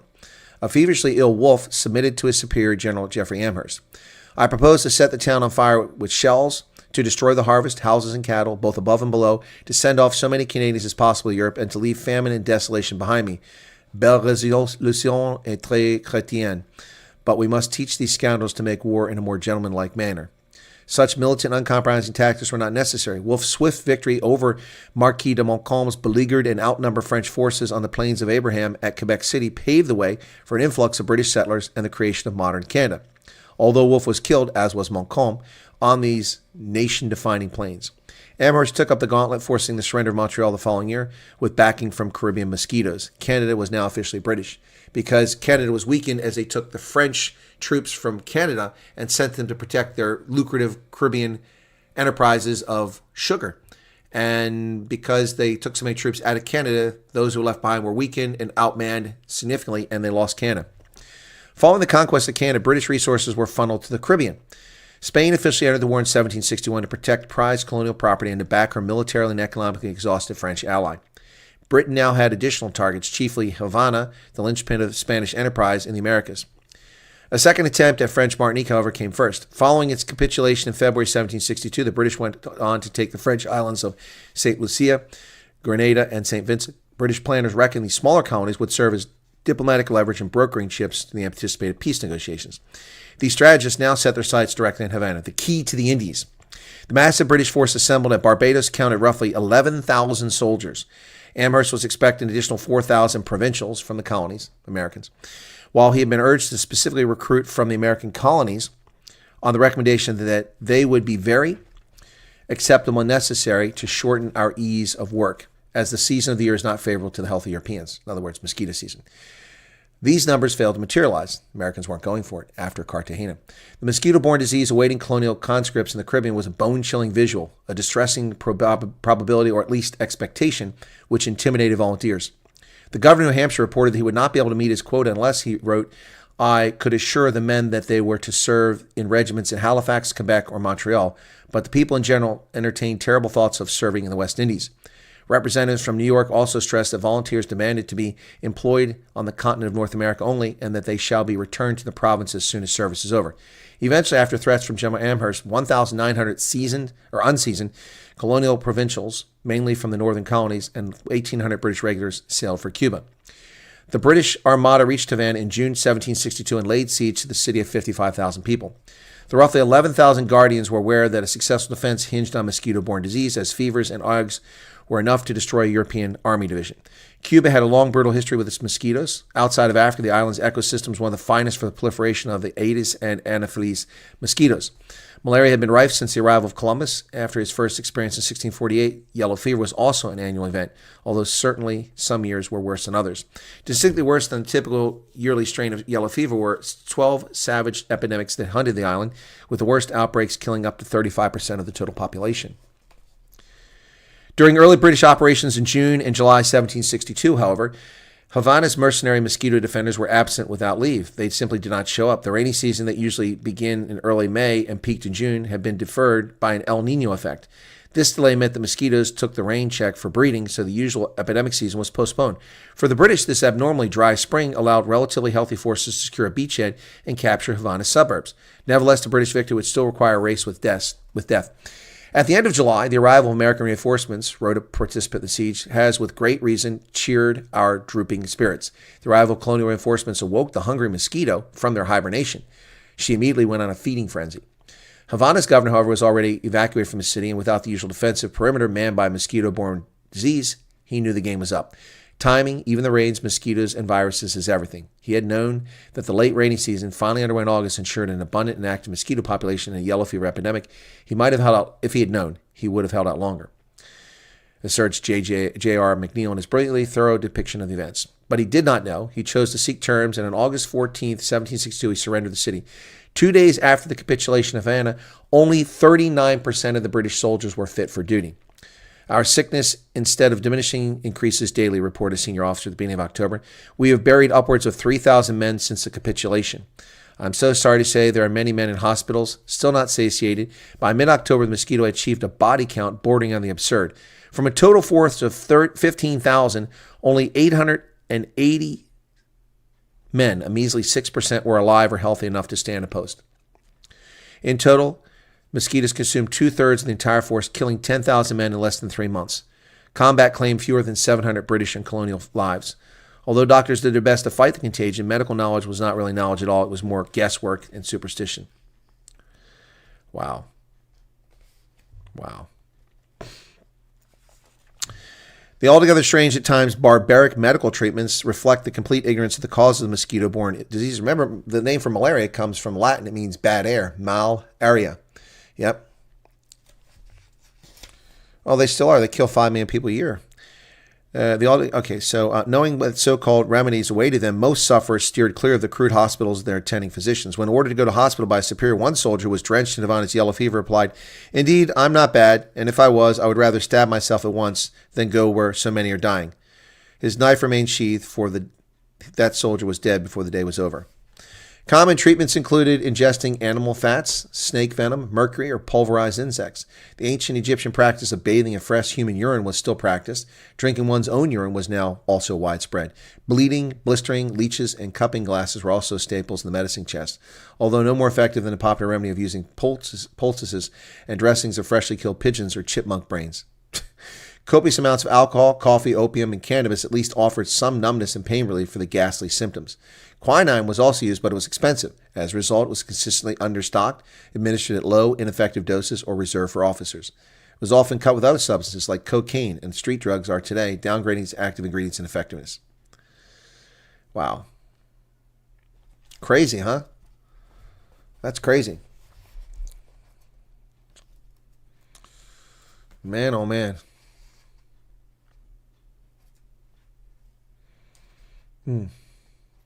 Mosquitoes, man.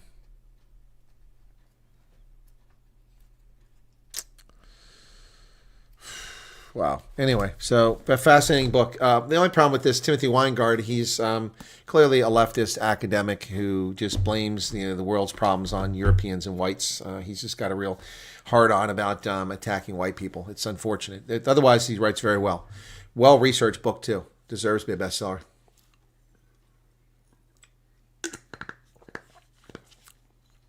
No mosquitoes in Taiwan? Wow, that's interesting.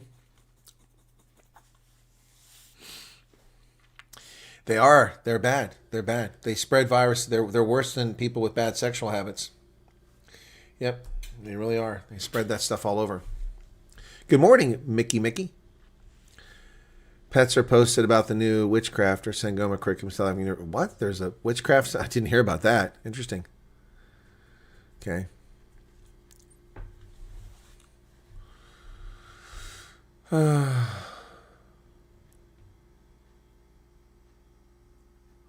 Yeah, no, disease has been the ultimate arbiter. So what I find fascinating about this book that's never talked about is we're always told about how Europeans used biological warfare to wipe out the Native Americans. That's bullshit. That's not what happened. Most Native Americans who died from this disease in horrible numbers, in the 80s and 90%, Europeans never even met them. The disease spread before Europeans even got to them. But what they don't talk about is how the disease wiped out the Europeans. And I've talked about this endlessly. If it wasn't for tropical diseases like dengue fever, yellow fever, malaria, Ghana would be populated with a pretty heavily significant white European population, as would all the Caribbean islands. I mean, hundreds of thousands, probably millions of Europeans piled into those places, and they all died from malaria. Tragic stuff. Just like the Liberians who settled Liberia, went back there. They died in droves. They were black, but they died because they had lost much of their natural immunity to the malaria that was present in the region, because many of them didn't even come from that region, and they were mixed with Europeans, and so their ability to fight it off was gone. Yeah, terrible stuff. History's all been looking at 2020 hindsight. It's by far the best novel ever written, best part history. Okay. Good morning, Chris Kruger. Yeah, people forget it's but 86% of a force of 15,000 is wiped out by mosquitoes, not by force of arms. I mean, up until recent conflicts, most deaths in war were from disease because of poor hygiene, poor sanitation, poor medical practices and infections on wounds and the way they treated them. I mean, most people who were wounded in the Civil War led to amputations if they survived. Ingrid, it is unfathomable. It's pretty scary. That's why I love history. I've always been a historian. This is a pretty good book. So, yep. Trying to find something. So they talk about Jamestown and how malaria nearly wiped it out a couple of times. The only reason it survived is they just kept pouring settlers in there. And then the small percentage who survived built up some natural immunity, which they passed on to their offspring. Yep.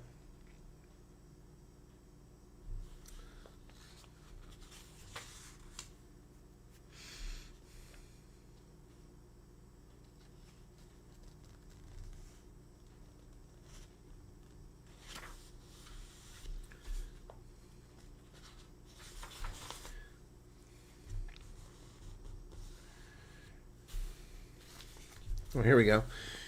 So let's try this. Prior to the intensification of Dutch Indonesian cinchona plantations permitting the African scramble in the 1880s, however, mosquito-borne diseases firewalled Europeans meddling and intrusion in Africa.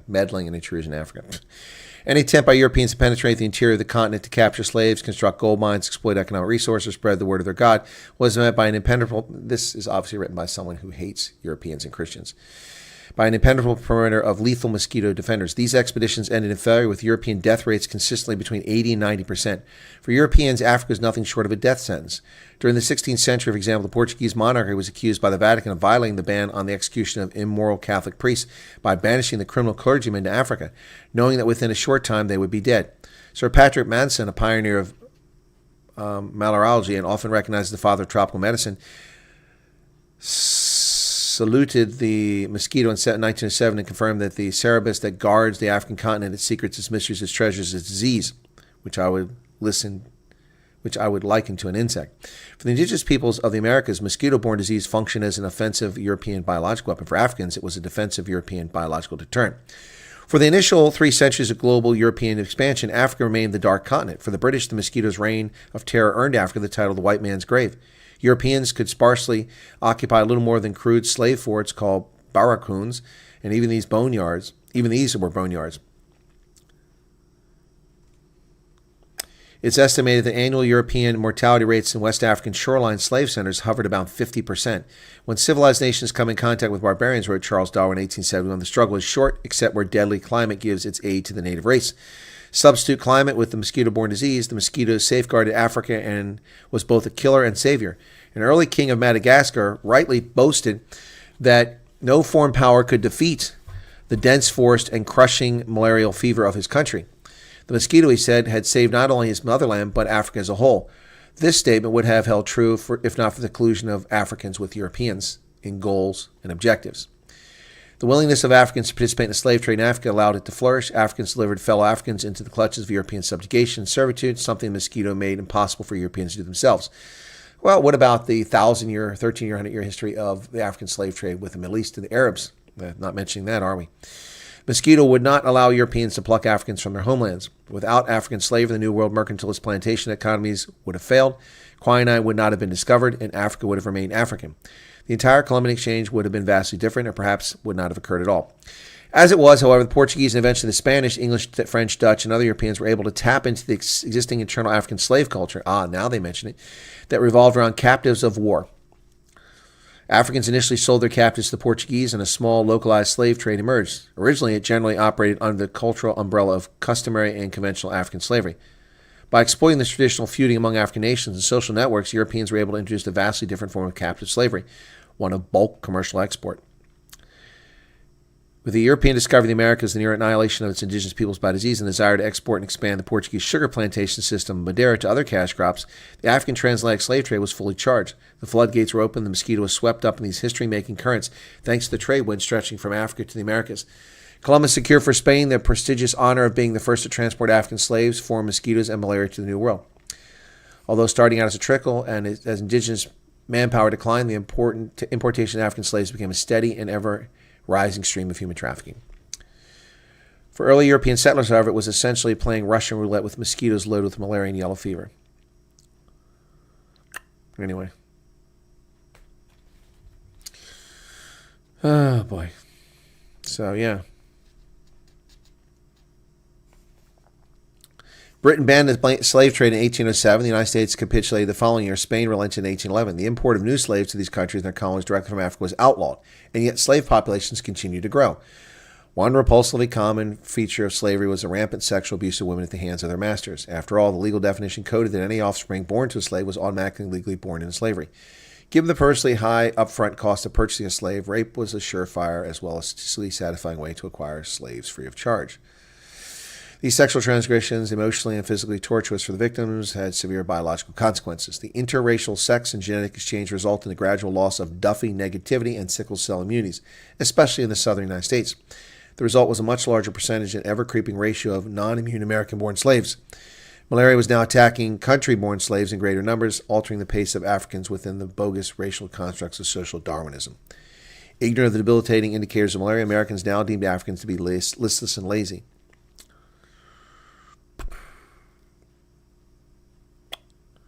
Attempting to keep one step ahead of slave revolts and domestic conflict beginning in the mid-19th century, the United States and Britain shipped freed Africans to the colonies of Sierra Leone and Liberia. That's a lie. The United States did not ship anybody there. They went there on their own. The U.S. government had nothing to do with that. Having been born outside Africa and lacking genetic immunities within the first year of residence, 4 of every 10 of these relocated former slaves died of mosquito-borne illness. Yep, that's what I said. All these people from Liberia went to Liberia and they died. Huge numbers.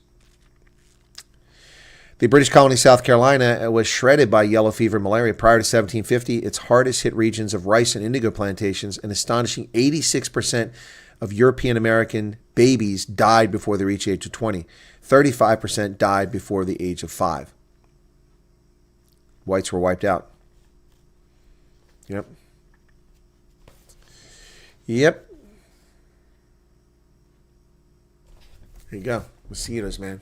Fever tree. It's a name for historical misconception. It's associated with malaria outbreaks. Yeah, it wasn't the tree. It wasn't the tree. It's the mosquitoes. Good morning, Lynette. Rex is human. What's going on? Ruben, mosquitoes actually deadly and game changer. It is.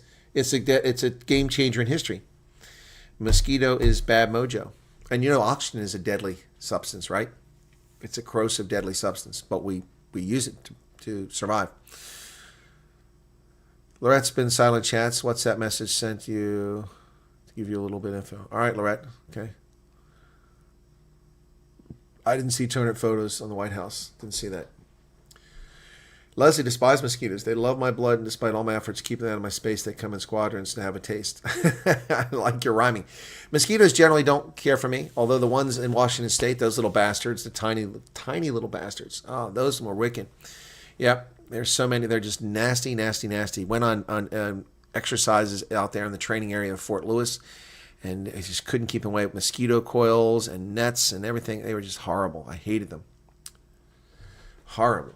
But generally speaking, mosquitoes don't bother me for the most part. They leave me alone. I can't remember the last time I was bitten by a mosquito, to be honest. Thank goodness. I've fortunately, knock on wood, never had malaria, but I take my prophylaxis when I'm in malaria regions. Yep.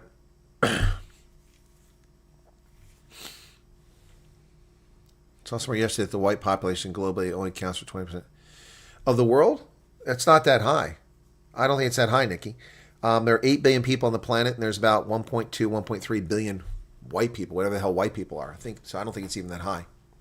So that's, maybe it's around 20%. Yeah, not surprising.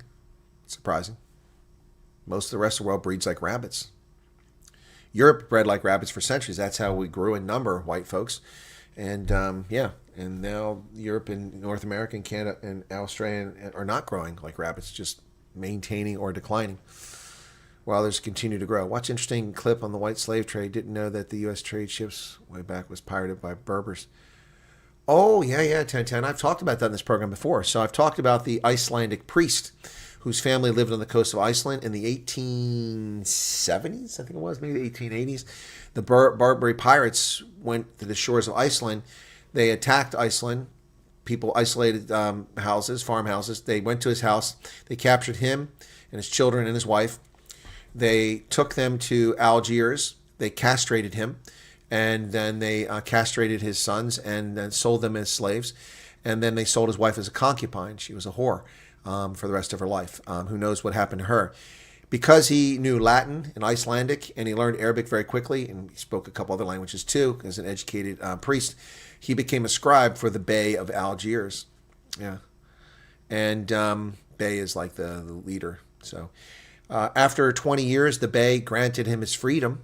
No longer a slave, he returned to Iceland, castrated, of course, never able to reproduce, and he has no offspring because they were mixed into the Algerian population. No, this trade went on into the early 20th century. They were stealing slaves from Ireland, stealing slaves from the Orkneys, stealing slaves from all over the place. They used to raid Spain's coast. Yeah, the bastards were stealing Europeans. European blue-eyed women were much in demand by the Arabs in North Africa. If you go to Tunisia, you'll find people with blue eyes. That's not because they're indigenous. The Berbers don't have the blue eye DNA. The Arabs don't have the blue eye DNA. That comes from Europeans. Now, to be fair, also we have to remember the Vandals invaded and occupied and conquered what had been Carthage. They occupied it for a while. So they brought some blood there that was European, that brought some, but a lot of it also came from those who were enslaved. Yep. The mosquitoes are bad north of Durban. Yep. Yep, that's the truth. I always wonder why the Taiwanese consume tons of sweet potato. You mentioned active enzyme. Yep, there you go. I love sweet potatoes. Hey, Mamax.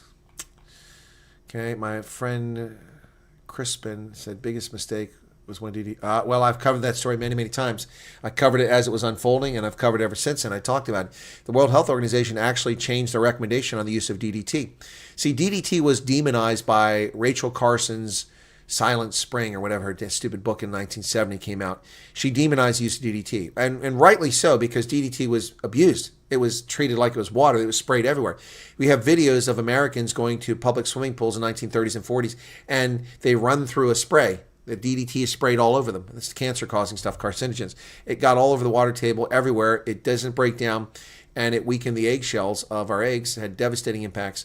And so the lesson learned from that was that DDT is bad, not that it was used inappropriately.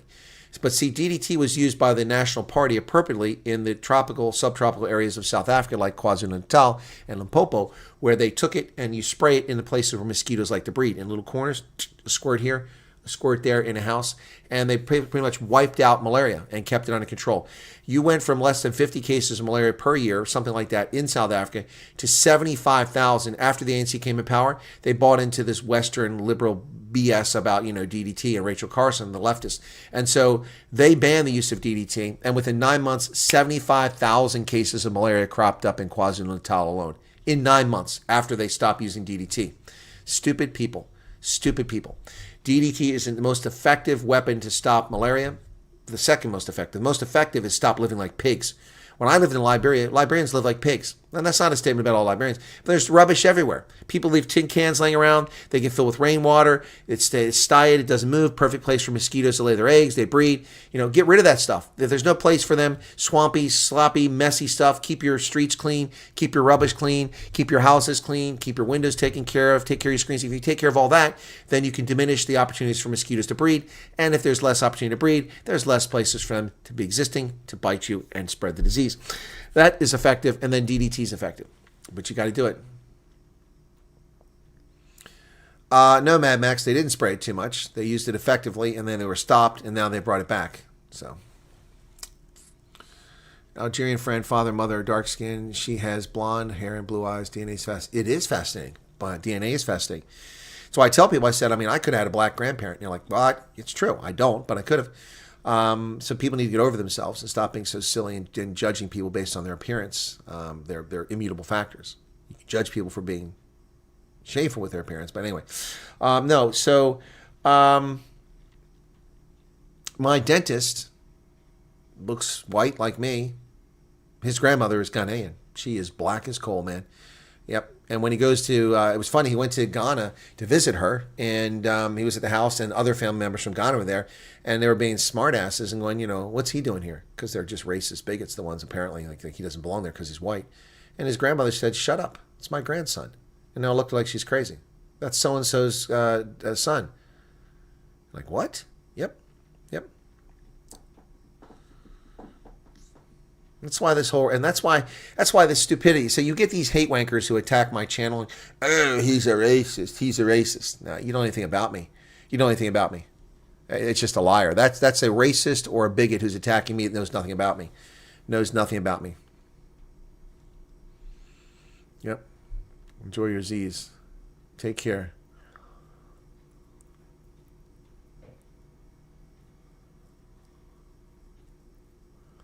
Don't throw the baby out with the bathwater. Rachel Carson was great in exposing toxic chemicals, but extremism is never ideal. Exactly, Nikki. That's exactly right.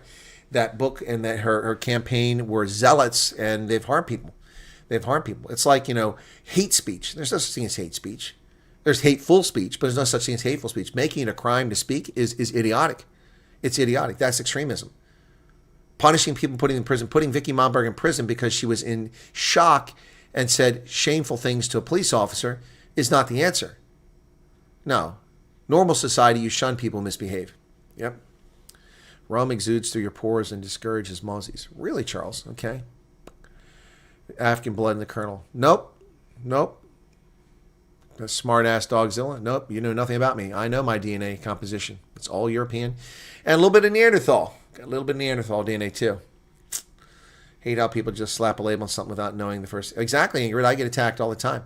That person is attacking me, calling me a liar, knows nothing about me, diminishing me, saying I've got screen captures and messages this person has been sending others. It's ridiculous. Yep. All right, we did the mosquito song, right? I want to do a DNA test, but you pay. You can do DNA test 1010. Lots of services do it in the U.S. I don't know if it's available in South Africa. I've done it. My first one I did was with Ancestry.com, and then I did one with 23andMe, but I've got most of them. Some of them I share my DNA results, but so I know where my ancestors come from. So I'm a genealogist. People don't know that about me for the most part.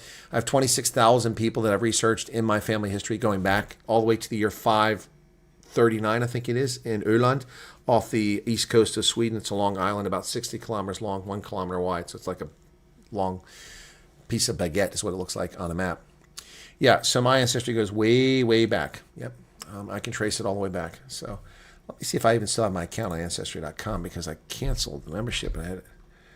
ANCES. There we go. See if I'm still logged in or not. It says subscribe. Okay. Trees. Okay, I got my tree there. Okay. Looking for my DNAs I'm looking for. Rudy Sinden just subscribed. Thank you for that. Okay. DNA ancestral regions. Okay. And you get slightly different results from these. So here you go.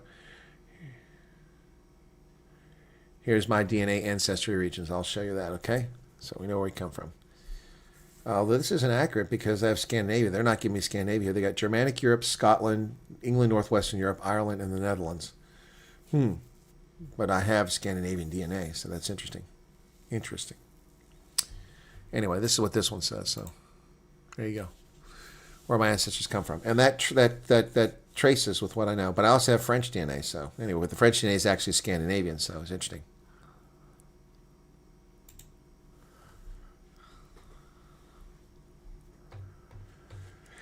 So let me go to 23andMe. 23andMe. Look at that one.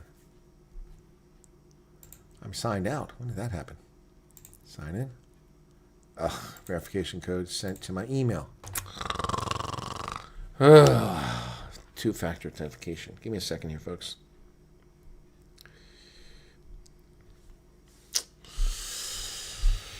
Any day here.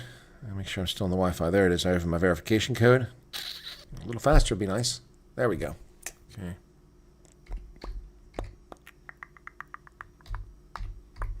Okay. Okay. 23andMe. Let's see what we come up with there.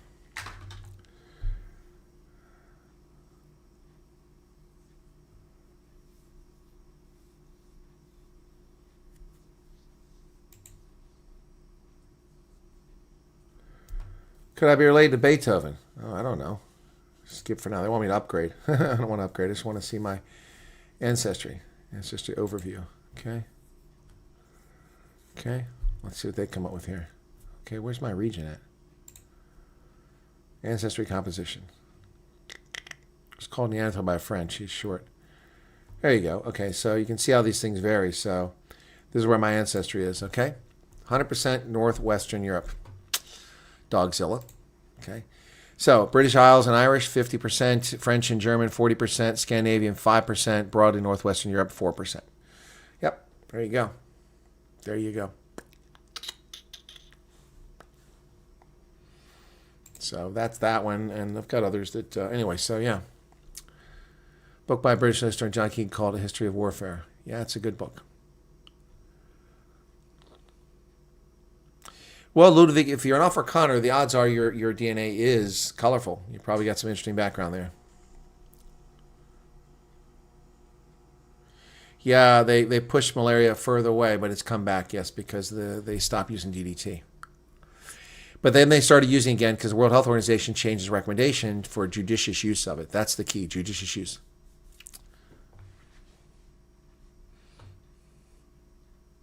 Gin and tonic is the best. Won't stop you from getting malaria. However, you will not drink half a drink if you contract malaria.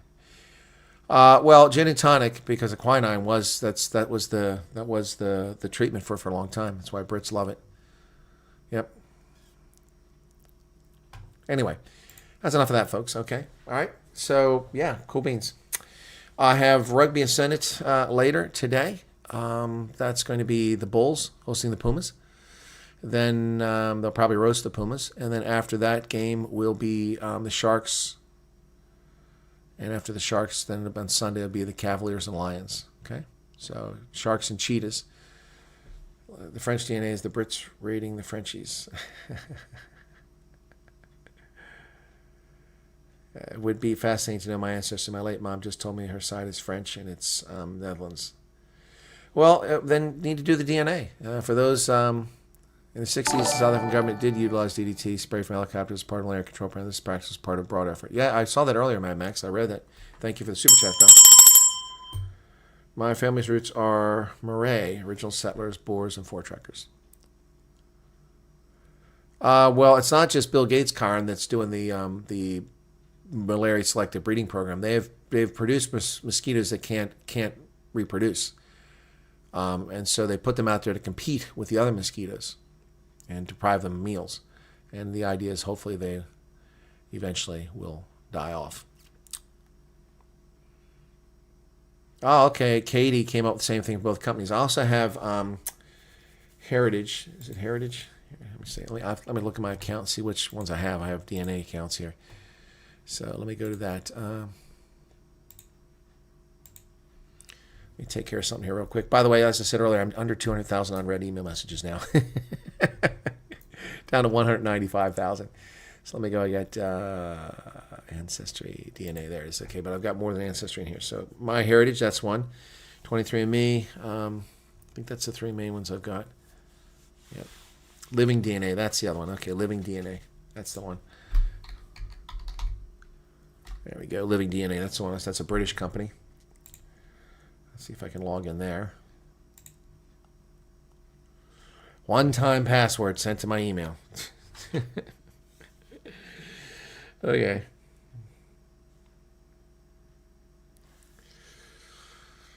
Okay, any day now.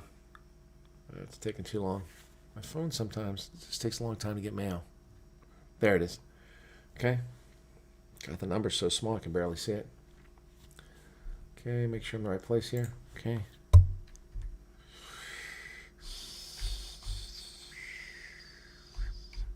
Okay. All right, one-time password. All right, I'm in. I'm in. Welcome to new portal. Be carefully create this new platform if you enjoyed Discover DNA. Okay, well, that is new. Click in now. Okay, cool. View breakdown. Okay. Oh, this site's a lot better looking than it used to be. Okay, so this is theirs. Okay. Living DNA, British company. So here we go. So Europe, 48.7%. South Germanic, 41%. France, 7.6%. Great Britain and Ireland, 48%. Ireland, 19%. Southeast England. This is the one that breaks it down because it's British by British regions. And it does match when I know East Anglia and then, of course, Scotland and Northern Ireland. So let's click on that.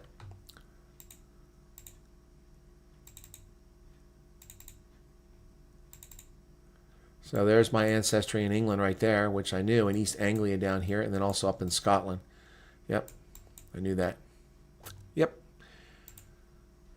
Some of our ancestors came from Friesland. I have ancestors in Friesland as well, believing to be Holland originally, but they were a mix from Germanic and Frisians. Yep. Yep. Quinine, 2002 weeks in induced coma, life support. Good Lord. Well, the permanent ringing you have is tinnitus. Currently news on the case about the state of people's DNA by 23andMe.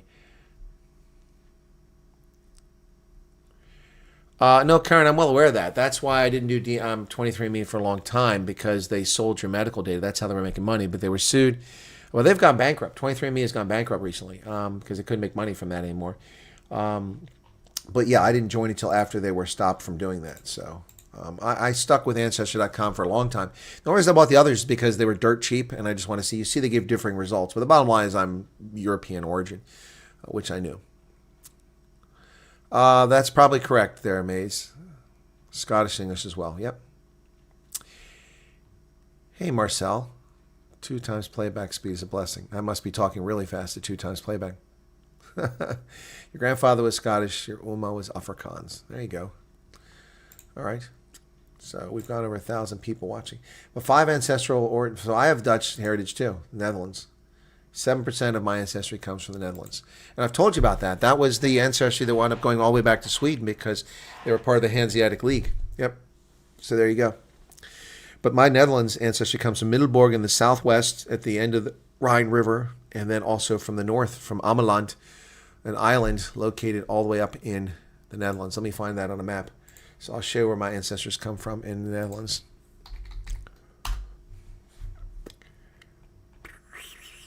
Good morning, Andre Mostart. Nobody has Antarctic bloodlines. Right, so let's go to Ameland in the Netherlands. Okay, we'll zoom in on that. Okay, here's the Netherlands. Okay, there's the Netherlands. So down here in Middelburg, right here, that's where I have ancestors. That's a peninsula that comes out here from the Rhine River, okay? Or the estuary down there. Then up here in Ameland, right here, this island. So these islands that are in the North Sea. Ameland, I have ancestors that come from there too, right there. So that's where my ancestors come from as well. See, a very shallow island, very agricultural. My ancestors lived on that island. I also have ancestors in Sweden from, as I mentioned, actually it's more than a kilometer wide, I misspoke. But this is the Kalmar Union. It was also part of the Hanseatic League. And so my Dutch ancestors moved from Middelburg up here, married a girl when he was working in Kalmar, which is located here on the coast of Sweden, and lived on Öland. That's this island here. And when I visited Sweden in 1990, when did I go there? Was it 94? I think it was. Might have been 94. I went, no, it wasn't 94. It was before that. Maybe it was 93. Anyway, I went to Öland, and I could go north or go south because the bridge crosses at Kalmar. That's roughly the middle, a little bit less than the middle. So I decided to go north and stay overnight in Borgholm and go all the way up to the north. And I found out later, years later, that my ancestors actually came from there. So there's Kalmar, there's the bridge that goes across, and I drove up here. And there's Borgholm. I stayed in Borgholm. Oh, that doesn't look so good. Stayed in Borgholm, and then I drove all the way up here to the north, the top of the island. And this is where my ancestors lived, in Boda, right there. Boda. I had ancestors who lived in Boda. Look at that. So, all the way there. So that's where my ancestors came from. Yep, in Sweden. Way back when. Year 539. Off to work. Some people are still working. Only 198 likes? That's kind of lame. Yeah, I got 190. 204. Thanks for mentioning that. You have family in Amalan. Okay. Okay, Mad Max.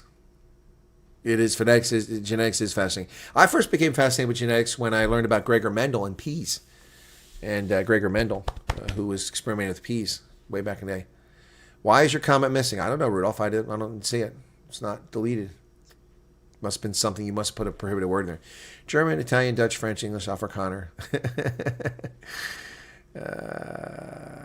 How fascinating to see your ancestors like that. I know I can research, but the cost is a bit too steep for me. Well, Ingrid, it's not that expensive. These tests wind up being on sale for $49 or $69 all the time. Amazon's Prime Days typically have it, and Black Friday they usually have sales from Amazon, so you can buy a test kit. Yep. In fact, anyway, yep. Hello from Australia, Santi Brewer. Welcome to you. Marcel Bucks. YouTube sometimes does that if it doesn't like your word choice. Well, there's a couple words like the P word and a couple others I've put in there that are blocked. Anyway, for those who weren't here earlier, just give you an update before we wrap up. My jersey did come in for the Rugby World Cup earlier today. So I'll be supporting USA, not South Africa for the women's. The men's, I support South Africa, not the women's. So there's the jersey. Got the stars embedded in the pattern here. It's pretty cool. So, and it's got the Rugby World Cup 2023 or 2025 women's, okay, England. And then on the back, it's personalized.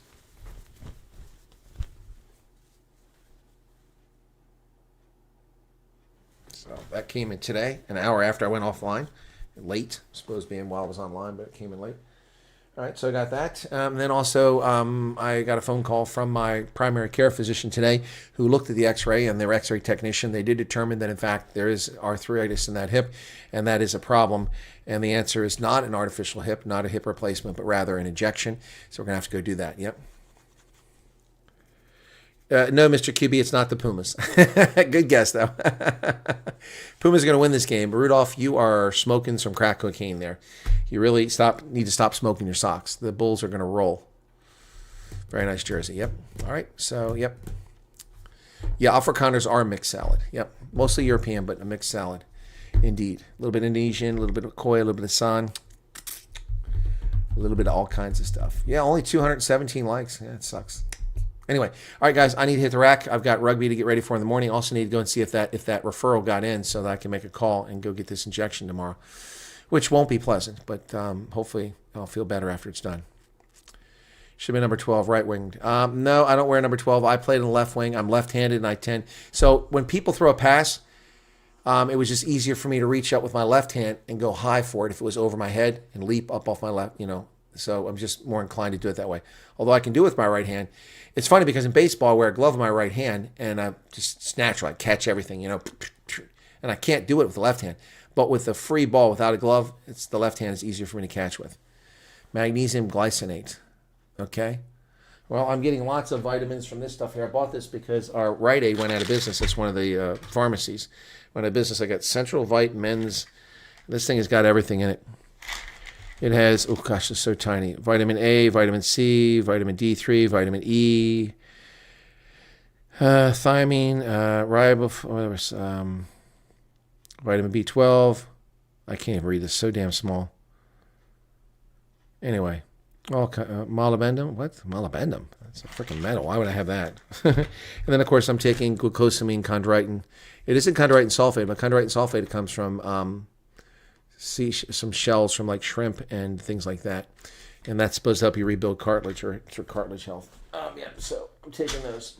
Anyway, shoulders works well. Is the plasma? Yeah, that's I think what it is. It's not plasma. I think it's silicon semicerdo. I don't know. I'll find out. Okay. Mix Maz give you works 100% for me. Okay. Oh, these pills are like the ones you give the horses. They're big. All right, guys, that's it. Thanks for being here. We didn't write a song tonight, but that's okay. Can't write them all the time. Have a good one. Thanks for being here. Hit the like button. Join me for Rugby and Senate tomorrow. We got 2 games, so I won't be doing a news broadcast until later. It'll probably be at 8 p.m. tomorrow because I've got rugby at 9 and 11 to 1. Then I'll leave Ronaldo to do his broadcast, and I'll do mine at 8 p.m. unless I've got the medical appointment, which I don't have right now. Okay? Good night, guys. Thanks for being here. Appreciate it. Be sure to take care of yourselves. And we'll see you next time. Hit that like button. Up to 223 now. Good deal. Cheers. Bye-bye.